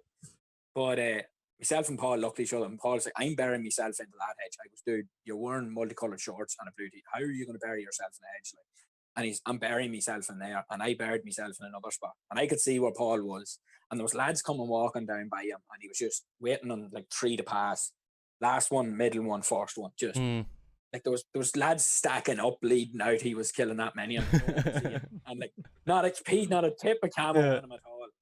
I was sitting there anyway because I was waiting on him to die so they'd come round by me, and next I heard this rustling in the bush behind me. So I turned around, I was watching this head going, I was just waiting on me shot. And then he was like, dude, up here. I was like, that's Marco. I was like, I know Marco's voice a mile away. Yeah. So I waited, took me shot, hit him in the head. He goes hit. And I just goes Marco, and he goes Polo back. And I just kind of got over to him, and was like, yeah, this is Mark. And I was like, we're civvies, we're about to capture the other faction's commander. This is just going to be the best game of my life. And I was like, Paul, come to the sound of my voice. We had no radios or anything. Like, I was roaring, Paul, come to the sound of my voice. And Paul says, all he could remember thinking was, right, he's either really hurt himself and he needs first aid, or he's found something epic. So, because I knew the position he was in and how many kills he was getting. So he got up anyway, and he came over to me, and he was like, oh, dude, best move ever. So we ended up capturing him, and we were taking him back, and those lads there, and they were like, oh, you got the other team commanders. Come on. We got the commander. We got the commander. We were like, no, you fucking didn't. And took him back to a pint and then called Paul over, and Paul come over, and we didn't actually execute him that game, but we got a picture taken because we just thought it was funny, like all in like multicolored gear, capturing a commander, like, and so we got a picture taken, and then one of Paul's guys executed him, and the next day one of our lads sold that photograph.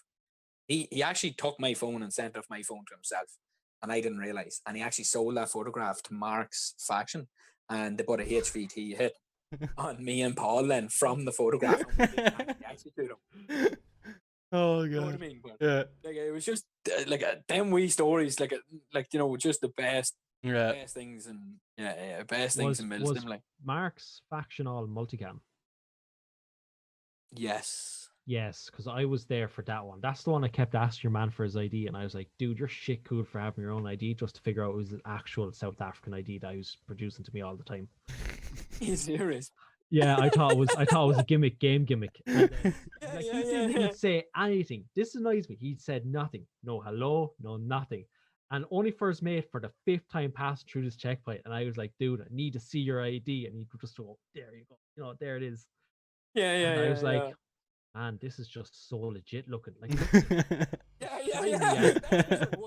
because it was legit. Like, and then the man opened up his mouth and he goes, I am South African. I was like, dude, you just ruined the whole weekend. Because I kept stopping people. It's like, can I see your ID? And they're like, I have no ID. And I was like, that's a load of bollocks. That guy had ID there after walking give me your ID. You know, that's our way. Same thing again. Just we told, I think one of our lads told Mark, said, don't do anything stupid. And they go, why? I said, this year you're not getting caught. Nothing will happen to you. Do what you're told. Sir, okay. You see, Mark just does that. He really wants the game and really wants to push the lads on. So he's in front of his lads like the whole time. And then it ends up putting himself into situations that finds it hard. Then sure, you're going to do it. Like if you're pushing and you're at the head of the group, generally, and especially if you're Mark, like everyone's the two people that everyone you know what I mean? Like everyone knows their face. Yeah, and everyone just wants to capture them at least once. Like, so we've captured Marco, I think, 3 times, and then the last game was coming up towards the end of the day. On the Sunday, there was about 3 hours left, and we were tasked with this task anyway. It was the first time we were told you're not allowed to take the jeeps, lads, just have to go on foot. We were like, right, no bother. So we had to walk the whole way across the forest to Fox.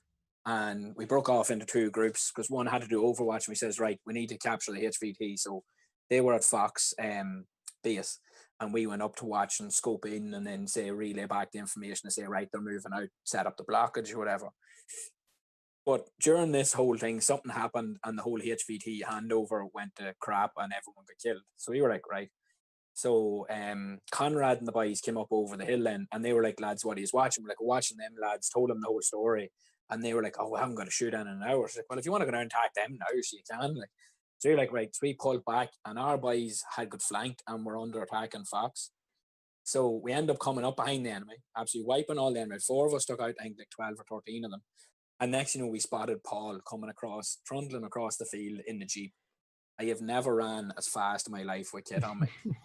Ran out to the gate, closed the gate. One of our boys legged her over to Paul at the Jeep and just put the gun up to the window. And in the video, I kind of, in the footage that I have of it, all you can see is Paul being like in the Jeep, just like, you know, and we never actually took him back because he was like, lads, I'm literally going to do something like for out of game. And I said, I don't care, I'm still saying we capture Paul. You know. But yeah, no, the two biggest targets are always Marco and Paul. Like always. So, it's a what you call it? It's a rite of passage. One of them needs to get caught. Yeah.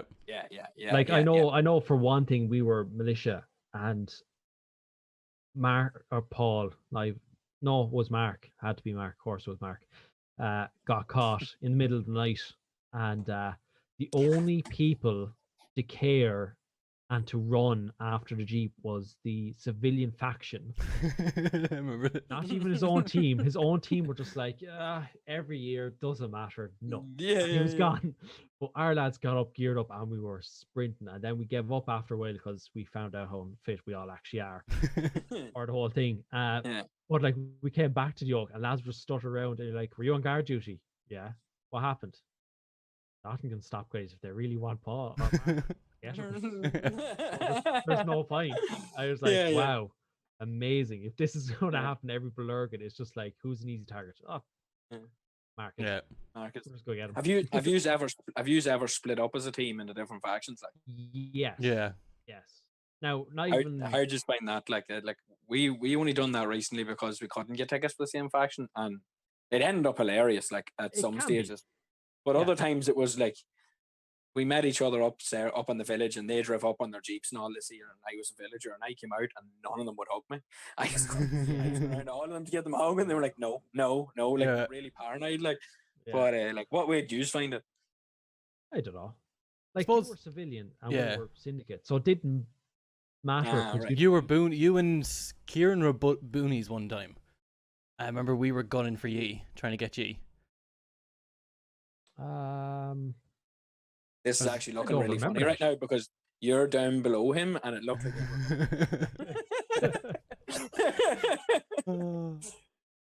But yeah, you didn't find geez, I don't it remember that. weird, then? No, I was the civilian informant for the syndicate.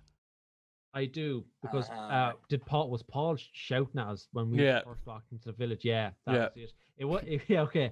That's funny that you say that then, because then fucking it was a lie. Because then you were like, "Oh, we'll go kill them lads." The moment we show up, they're like, "Oh my god, reinforcements!" Shit. No, that was a good one. I always find it funny how the boonies would always be like, "Oh, we're here to help the civilians." 5 minutes later, we're having a massive firefight with them, and we're like, "Yeah, we need your support." 2 minutes later, there's a lad getting executed in the corner. There's always one guy that says something wrong to someone. and Yeah. I find this when I watch an awful lot of the GTA role playing games. It's just like how we can go from, "Hey guy, how are you? Not too bad. Yourself? Good, good. Is that your wife? That's my sister. He's gonna die." You know what I mean? Goes 0 to 100 like that. It's just, and it's Yeah, not yeah. even- it's not always the boonie or the soldier, we'll call him soldier's fault. Yeah, It's just yeah. like he assumes something and then the civilian takes offense to it. It's not even a sort of, here, that's not actually that. It's a case of, "Oh, Yeah. good, good, good." Turns his back. I'm gonna stab him. I do think it'd be, though, like boys playing civvies now, they have a bit more now with the games that's coming up, and the games are getting better. Like you can see that, as you said earlier, like people are buying tickets flat out. Ticket sales are going faster. There's more people want to play them, but it puts more of a role into the civvy game, and you can make the civvy game great. But like, as the boys were asking there this year, or like last year, sorry, the end of last year, for civvies to play the more afraid civvy sort of actual, Yes. Yeah. and like actually play like an actual civvy role where you're actually afraid, rather than much so than like it's only airsoft, like, and they're taking, you can have the crack, but at the same time, if someone is walking around with a gun, and Act afraid of that person. Yeah. yeah, be a bit more afraid of that person, like, you know what I mean? Because as much as it does be brilliant fun, and really, like, I think nearly it's more at the minute, in Blurg, it's more horrifying for it to be a soldier because you don't have a clue who's gonna you know what I mean? Like, holstered down their jocks, like with a derringer, just ready to pull it out and put two in your backyard. That reminds me of a story for freaking John O'Rourke. He was on his own doing like a checkpoint of people walking past in the village, checking them for anything and that. And I just walk up behind him, standing there for like 5 minutes. He was like, "Well, how are you going?" I was like, "Not too bad." He was kept on searching people as they come past, just walked up to him, went, "Life." he was so mad the entire weekend. It was brilliant. He was gunning for me the entire weekend then. And then and then he got us anyway, and I was the last person to walk out of the headquarters, or the upstairs attic part. And we were all brought out, like they came in about 20 of them, and they executed No, John shot me in the back as I was walking out with the last one out, and then they put all of us in a line out the back of the farmhouse and just executed us one by one. Oh God! Oh, it was hilarious. Yeah. War Crimes 101. Yeah. But yeah, no, I think the civvies now. I think, as I said, the civvies have more of a. It's more of a responsibility nearly now in the game, especially the way that because they're so integral to the game story now. Do you know what I mean? And a lot of things, like even likes of black market selling and things like that. There, do you know? Like, do you ever watch? Do you ever watch Swamp Snipers? Yeah. Like that's the ultimate role playing. Like his apocalypse games and stuff. Yeah, like they're the ultimate. savage. Like, like I'd actually love to go to one of them. Like, proper role playing. Yeah. So I think the more people that get into Milsim, like I was playing for 3 years. I was playing Milsim at least 3, maybe 4 years before I done a civvy role, and I always seen the civvy role as that'll be boring. You don't have a gun, if a pistol or a spring or that. Then I done it, and it was like the best crack. Oh yeah, like, and you don't even like half the time you're sitting around drinking tea, like or you're making bacon sandwiches or something. making bacon sandwiches. Yeah, like that game that I was doing the trader up in Forest Village, and what do you call that was last August, wasn't it? The Dally Cali. Just going around. You know what I mean? And like I spent like the whole time in that one little shed and making beds for myself, and then boys would come up and you'd have a bit of crack and a bit of banter and they'd try and sell you stuff, and then like, no, you're not, you know what I mean? You'd have a bit of a laugh, and then go out and make something to eat, and then come back in again for another 20 minutes, and go out and make something to eat again, and go back in again, you know. But like it is what you make it, like. And I think the more people that try civvy roles and give it a go, I think, and put a bit of effort into it, you know what I mean, it'll make it better for everybody. And then people start cycling, like, you know, because I know whenever anybody, like if we were ever a faction and we see you boys as civvies, it's like, oh God.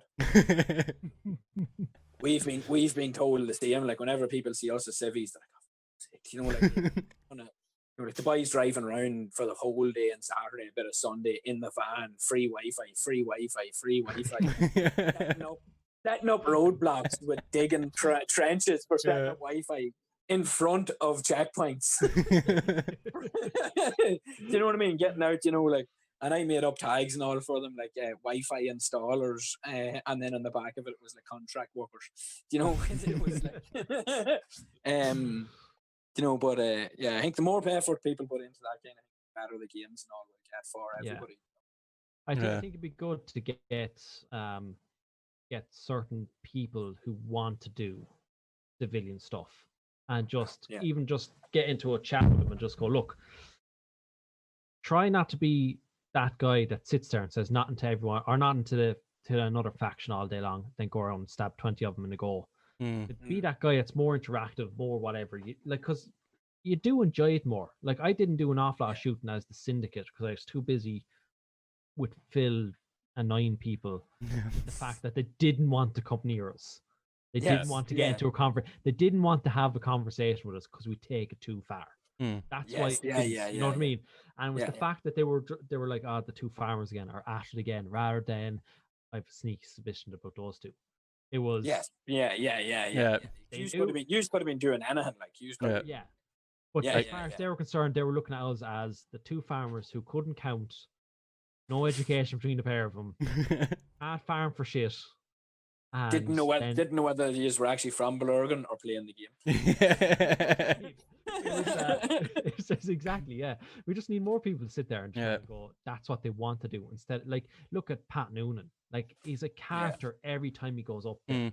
He doesn't break character all weekend. He will play the vet. He will play whatever butcher. He does. Like, the butcher, he'll do whatever as long as people aren't messing with him and ruining it because they know him. You know, that's our way. They know him and they're just like, I don't trust him. It's like Stiggy, or like there's a few lads there like Stiggy as well. Stiggy's great at keeping a roll all weekend, like, and Kieran Ryan will be good at it as well. Do you know what I mean? Like, and there's more times I've gone and be like, right, I need to come up with a name, and I'm there on a Saturday morning, like, my name is, oh shit, what did I say I was going to call myself? You know what I mean? Yeah. But Yeah, no, like although this year now with the 3 that's gone on, if there is a civvy faction, it depends on how big they are. Like obviously they have to restrict numbers, but I think bigger games is better to play a civvy. Yes. Yeah. Because I That's feel why like the bigger games draw the part time. I don't like what people in boxers say they're not milsimmers or milsim and skirmish or milsim and speaks off, but the people that play milsim, all the milsims throughout the year, will be better off doing things like roles in the bigger games, because the bigger games you have more majority skirmish players coming. Yeah. You make it better for them, the big ones, then they'll start to want to go to the smaller ones, and then everything starts to grow. Yeah, exactly. Because like you can't. I couldn't imagine. I don't think I'd still be playing Airsoft if the. Yeah. That's the truth. Like, I'd be the same. I think. Yeah. A good skirmish is good crack, but you can't. Especially after playing in England that as well and seeing how they do it. Like, there's nothing like it. There's nothing like a Blurgan Milsim. It's borderline Milsim. Take the mick. It's an Irish Milsim, yeah. An Irish Milsim is the only way to describe it. Like, but still top notch Milsim. Like, it's still great and still great stories and everything. But like, I don't know. Well, I haven't done a prop. I've only done the one opening. I haven't done them all with more LARP roles of that there. But I just feel like after playing that one we did play, I feel like even their LARPing roles will be like commander and friggin' president and friggin' lieutenant, and do you know what I mean? And that's their role play. Whereas over here, the role play is like Shane and friggin' Philly, the Irish farmers can't count their. That's role play. Like, do you know what I mean? Exactly. Yeah. Like I couldn't imagine you going to England and be like, "Who left to get open, lads? For folks, who left to get?" I don't think they just look at it as. As Milsim as Irish people would, like, Yeah, that's it. I think a traveling salesman is my next character. but when I sell stuff, it's off a script, and this is my product. Great. No, I mean, I feel like that's where my roles take me next. That's right, guys. I act now. I act now. Yeah. Fully fledged actor. You'll be on Fair Shitty soon enough. Yeah, that's it. Yeah. For these two new characters, farmers, they can't count or farmer do anything. Yeah. But yeah, no, it's Milsim. It brings, like you said, it brings everyone together. It's we haven't done it in so long. It's I think this one is a great beginner for everyone to get back into the. Remember, guys, you're going to be out there for an awful long time.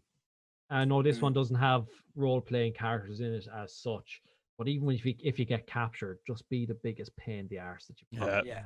Because what the POWs will be. Do you remember the last time they done POWs?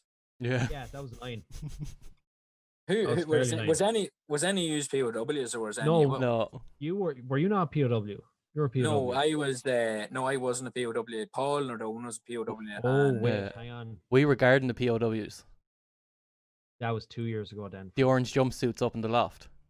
Yeah, that's the one I'm on about. Yeah, because there was POWs before that, but they were never gamers or airsofters. They were always role players. That was the POWs, and there was one or two of them, and you were the guards. Like the one we done Red River, the very first Red River, the actual Red River contracts game. We had Spud as a prisoner.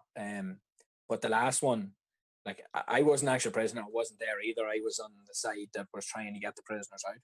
But some of the stories that the boys were telling from the orange jumpsuit lads and what yous were doing to them. You say you were one of the guards, Caolan? No, I wasn't the guard. We were the faction guarding the. You had like the prison guards. And then that's what you were, because remember the guy that kept escaping, but we kept him out in the out in the car park. Yeah. Because we were just like, because whoever kept getting out, right? He kept getting to this spot. Caolan would shoot him. Right? He'd lie down on the ground, and then we would do nothing about it. We were supposed to go capture and heal him, whatever, right? Yeah. We got so sick of it. We were just like, right, leave. There you go. Why? Because then his friends would come and get him. And Yeah. They'll come up and try to rescue him, and then they'd go away because they couldn't rescue him. And then you're around like, well, now my bleed out son. We're like, okay, now you can go back to your own self, by yourself. Yeah. That was the way it worked. Caolan kept shooting him. We just leave him sit there. Then we'd shoot whoever tried to come up.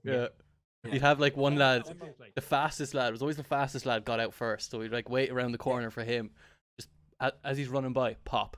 And then you see like 4 lads running after behind him, going to medic him or trying to revive him. We just be like, pop, pop, pop, pop. You know, oh. Yeah. No, because Paul, I remember Paul telling me a story about it, and it was him and why can't I think of his name? Paddy Moses. Yeah. Paddy Corrigan.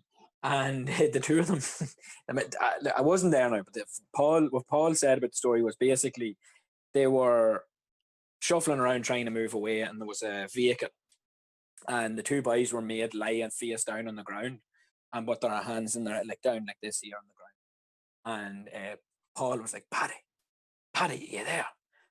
Yeah, I'm here, Paul. If we can't see them, Paddy, they can't see us. And there's like 2 guards dangling right beside them. And Paul and Paddy start to crawl, and Paul lifts his head up and he's like, Paddy, they don't see us. We'll hide under the Jeep. They go to crawl under the Jeep, and one of the lads supposedly actually grabbed Paul by the 2 legs and actually dragged him out. And Paul got up and tried to run away or something, but Paul actually ended up after that POW game, because he had said to the lads, look, throw me around the place, do whatever you want, I'm going to wreck your heads, so do whatever you want. Paul actually had a bruised rib from that. Because that's how sort of realistic it got with some of the lads.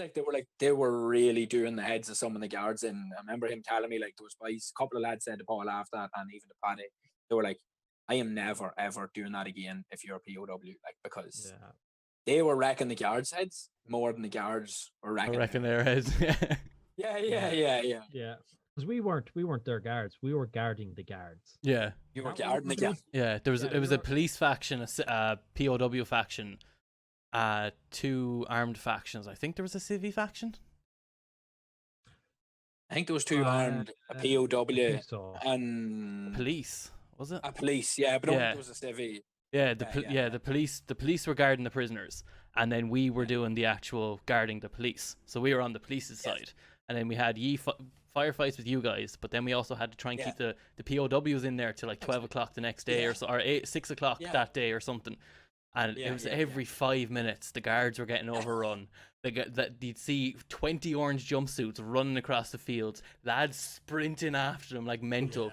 Firing at them, and then it was just me and Shane sitting at the corner waiting for them all to run around. Like, so. Because remember, I think Paul told us what he done was, like, he actually on purpose got captured a couple of times to come back into the prison because he was having that much fun taking the piss out of the guard. Yeah. But then he said literally all he done was he ran. The time he got away, he ran. He climbed into a bush and got us into as small a ball as possible. Waited about nearly an hour. And then just got up and walked back to us. Right. That's how he got away, because everyone else was so frantically looking for people, and they're like, these lads are going to be on the move, they're going to be trying to get back to the faction. Whereas Paul was just like, everyone's going to think I'm going to be running, so I'm just going to get into this bush and be a ball. Yeah. You know what I mean? Yeah. And no one's seen him then, lucky enough, and he got away. Like, but I don't know. It'll be interesting to see, because there's POWs in this one. It'll be interesting to see, is it kind of along same lines, the same story? Yeah. Or are they going to execute them because they're Korean? Line them up and save the bullets, line them up in 2s. I can't see what that works. Now, here's actually another thing. Will they allow a POW role if everyone's going to be locked up that close together? That's the other side of it. Can they now? If they change it, I don't know. Or will they just go, well, look, leave the POW side out of it and have them that they're starting behind enemy lines and trying to get back to their own line? Yeah. I don't know. I don't know. Actually, Maybe they will. Maybe just be like, at that stage, they're like, no, it's still good. Just as it is today. Anyway, just your discretion if you want to stay that far back.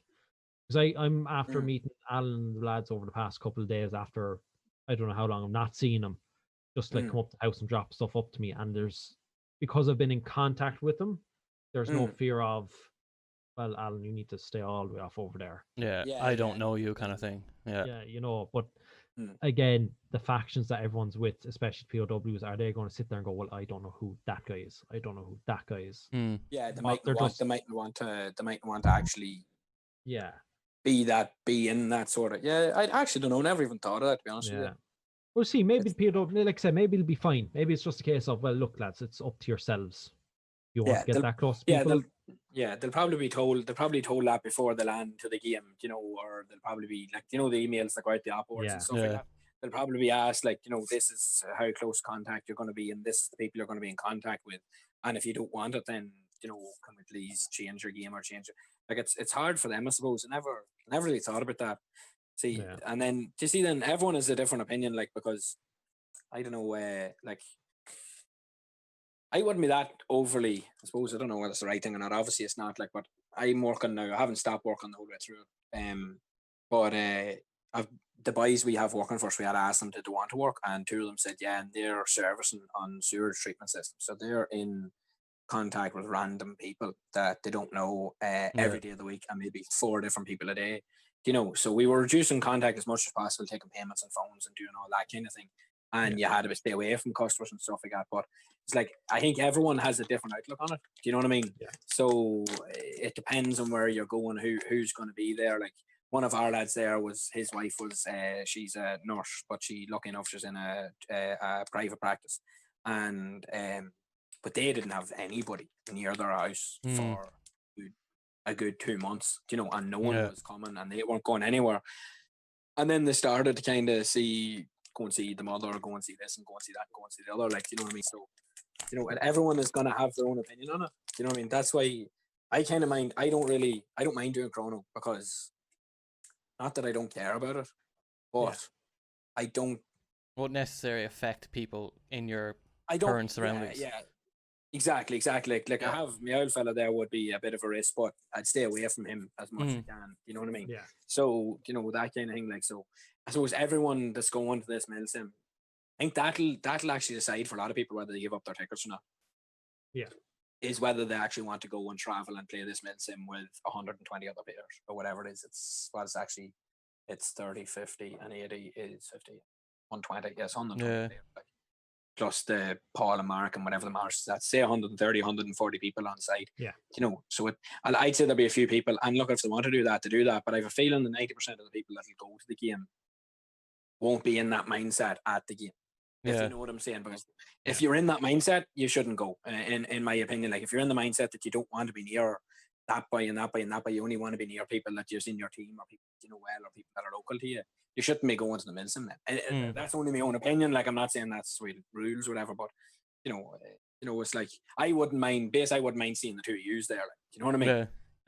You know, like that kind of way. But you can kind of gauge it whenever you meet people. Like on Sunday there up in Tarrant, you could gauge, like, you were talking lads, but you were staying a wee bit back, and then there was other lads who'd literally, because you were chatting them, you just naturally be, or you go to show them something on your phone, and they'd sort of stand in, and you're like, oh well, he doesn't really care then. Do you know what I mean?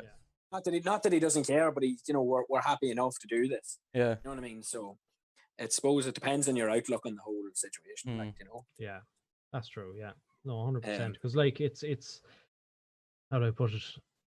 I wasn't happy to leave only for the fact that I'm looking at the numbers a day, and the numbers are going down, and they're consistently going down. Yeah. They're not. Yeah. It's not going well up, well down, well up. So, like, at this stage, it's probably a silly way to look at it. Like, my father goes out shopping Kilkenny on his own. I'm like, you're just, like, at the start, I'm like, you're nuts. You shouldn't send me down to do the shopping below down the town there, not going to the town or into Kilkenny altogether.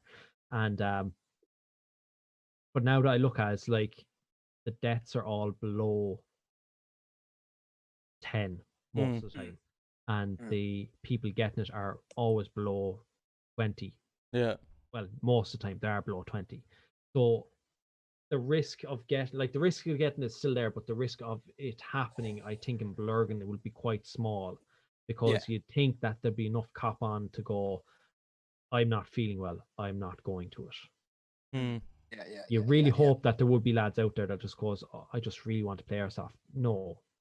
Just because you want to really play Airsoft and you're sick doesn't give you an excuse to turn up and potentially affect another 120 people around you. You want to go play Airsoft. Just chillax. The next one.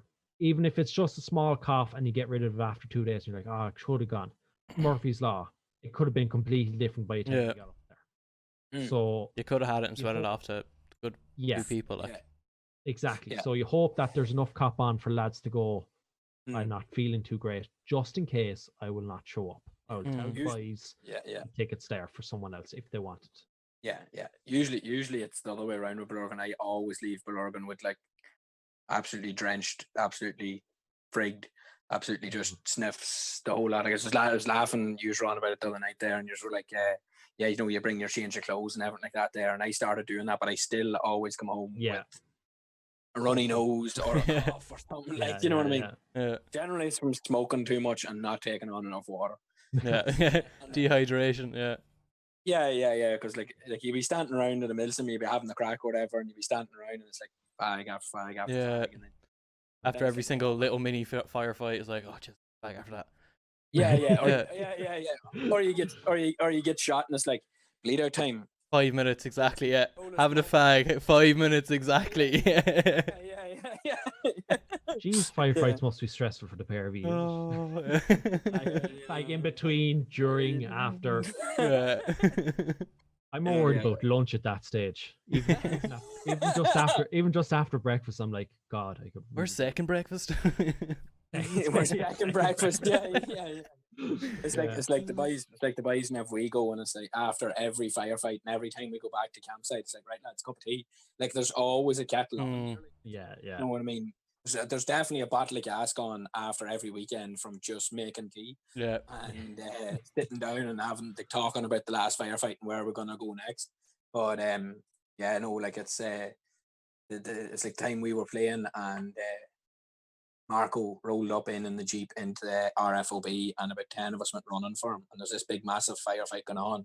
And a couple of lads were heating up custard and they had apple tart. And they ran behind trees eating apple tart.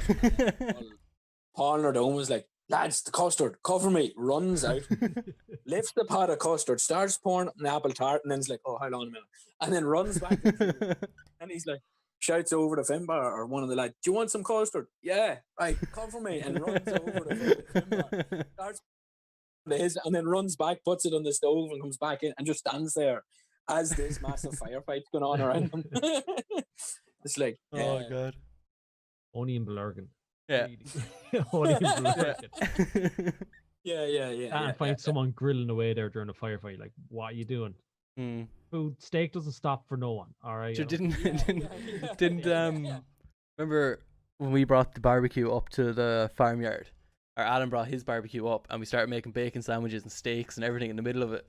And you had you could hear either faction coming from the left and coming from the right, coming towards the village. And we were like, oh, for God's sake! And we were there eating, and you just see a BB just go flying across the place. Yeah. Oh, Never forget Sunday morning and woke up and it was lashing out of the heavens like typical Sunday morning in Blurgan. Yeah. And it was like a May game and it was just beating down like nearly like a storm shower. And I was only after getting the tent with the door that opens from you can open it from the top as fishing levy.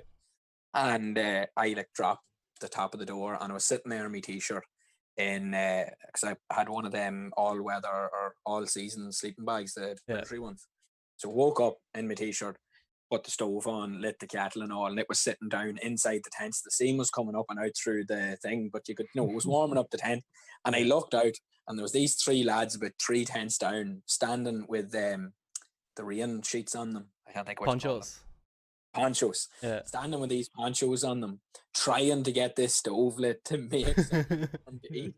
And they were just looking at me as if they were literally going to come over, slit my throat and take the hot water out of the kettle. And I was just sitting there and I was like, all right, lads. And they were just like, but just that was one of them moments where other people are just in torture and you're just sitting there like, yeah. I'm glad I bought You're happy as Larry, and there's lads over there crying trying to light a kettle. Yeah. It's like you sitting eating bacon sandwiches and some dude sitting there dead didn't get his breakfast that morning because everyone woke him up late. And you're just sitting there eating a bacon sandwich. But as the man says, only in Blurgan. Oh yeah, only in Blurgan. That's it. Any questions, Caolan? I have. Now think of it. None really. If you were to start off again, just say you're blank, have no airsoft guns, have no kit, have no anything. Based on what you've learned, what would you advise someone who's starting off to get? As in, like what platform to go for? What platform to go? What kind of kit would they? What would be the essentials needed for them? And what gun would you recommend? Essentials would be depending. Like I run mesh because I sweat like a pig, and no matter what I do, I fog up glass. So I run mesh, but it depends on that. But I'd say to someone, buy mesh and buy a decent eye pro. Like buy mesh and a good pair of glass, and get to know, which suits you. But buy the two of them to have them. You might as well have them. Pair of boots is the best thing. Like I didn't buy good boots for a couple of years, and my feet were in bits. So buy good boots. Like €200 isn't dear for a good pair of boots. Do you know what I mean? Or that's minimum, I'd say, for a good pair of boots. Yeah. 150, €200 is not bad. Platform then depends on what you have. What you have to spend, what you want. Yeah, but if you're looking for something that's like an all-round starter, I think you still can't beat the G&G Raider for your first. Yeah. You even go G&G Top Tech or something like that there. Something M4, standard platform, mags next to none. You can put whatever you want on it. Like, because I see like loads of people try to start off with snipers, and fair play to them. But you're not, if you want to do it, walk away and do it. But yeah, definitely start with an M4 platform. But if you were coming and asking like what would be the best gun to start for, as in good quality for a good price, I'd be Scorpion Evo all the way. Like, to me, even though the mags are expensive, if you want to invest a few pound in it, I don't think you can beat it for the amount of mods you can buy for it. You can make it look your own 3D printed stuff, all that kind of crack. But it's just a great all-rounder. It's light, it's small, you know what I mean? You can do all that you want till it. There's hop mods, everything. Do you know what I mean? So you can get really into all the deep end of Airsoft with the first gun you ever buy. Yeah. Like there's most of our boys there started on G&Gs. Like 90% of them started on G&Gs, and then Steve came into the team. And at that stage, we were all like on Crytex and things like that there. And the first gun he ever bought was a Crytex. The second gun he ever bought was a TM, because he was in with us and we were already buying that kind of stuff. Yeah.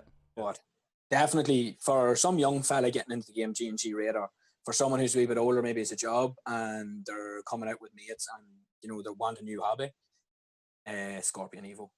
That'd be the kind of thing I'd be saying to people. Like, and then after that, then just go whatever you want. Like it's see your game style. I don't think you need loadouts. I don't think you need loadouts at the start, to be fair. No, like gun, boots, and eye pro and face pro. Gun, boots, eye pro, face pro as well. Like I'd be a bit. I don't hate wearing face masks. I absolutely. I don't know why they just always annoyed me. Just at the bottom of the chin where the beard hits into it. Well, even that. Well, I don't have a beard. I'm fluff, but yeah, no. Even whenever I was shaved, I just could never get them sit right. Never liked them. Just never felt comfortable in them. So I don't really. But if I have to wear, I'll wear a pair. Actually, we were down in Red Hills now. Makes you wear face mask. It's that you have to have it. Everyone has to wear. Yeah. So they were actually selling some, and they were cloth here and here, and it was just this part here that was mesh, and they were the most comfortable one I ever found or ever wore. I have two pairs of them now, one for me and one for herself. But other than that, no. Like face pro to me is if you want to do it now, if you want to save your teeth and you're a young fella, you'd be telling them to get face pro, like under 18 or that there. But like I've a load of younger cousins and uncles is like, yeah, you play that Airsoft. I'd like to get them into, like, what should I buy them? And they're like 13 and 14. Like, I don't know what you think, but I think you have to be 16, 15, maybe a mature 15-year-old, but I think kids at 16, like, then you should be, you're responsible enough to understand the dangers of taking an Airsoft gun down onto the road. Especially that, yeah. I'd say if they're under that age, what you're saying, I'd say go as a rental for a couple of years. Yeah. Do that, and then even get your own stuff, but the parents hold on to the guns or do whatever they do, or they at least take all the BBs off them. Don't have them running around the street with like a freaking what looks like a realistic AR, that kind of way. Yeah, with plastic pellets coming out of it, like no. So G&G, if you're younger, if you're older, and you have a job and all, like, I know a couple of young fellas got into it whenever they were in school, and the parents were buying them stuff, and they wanted, like, the top end of all the gear, and you're just kind of like, you don't need that, you know.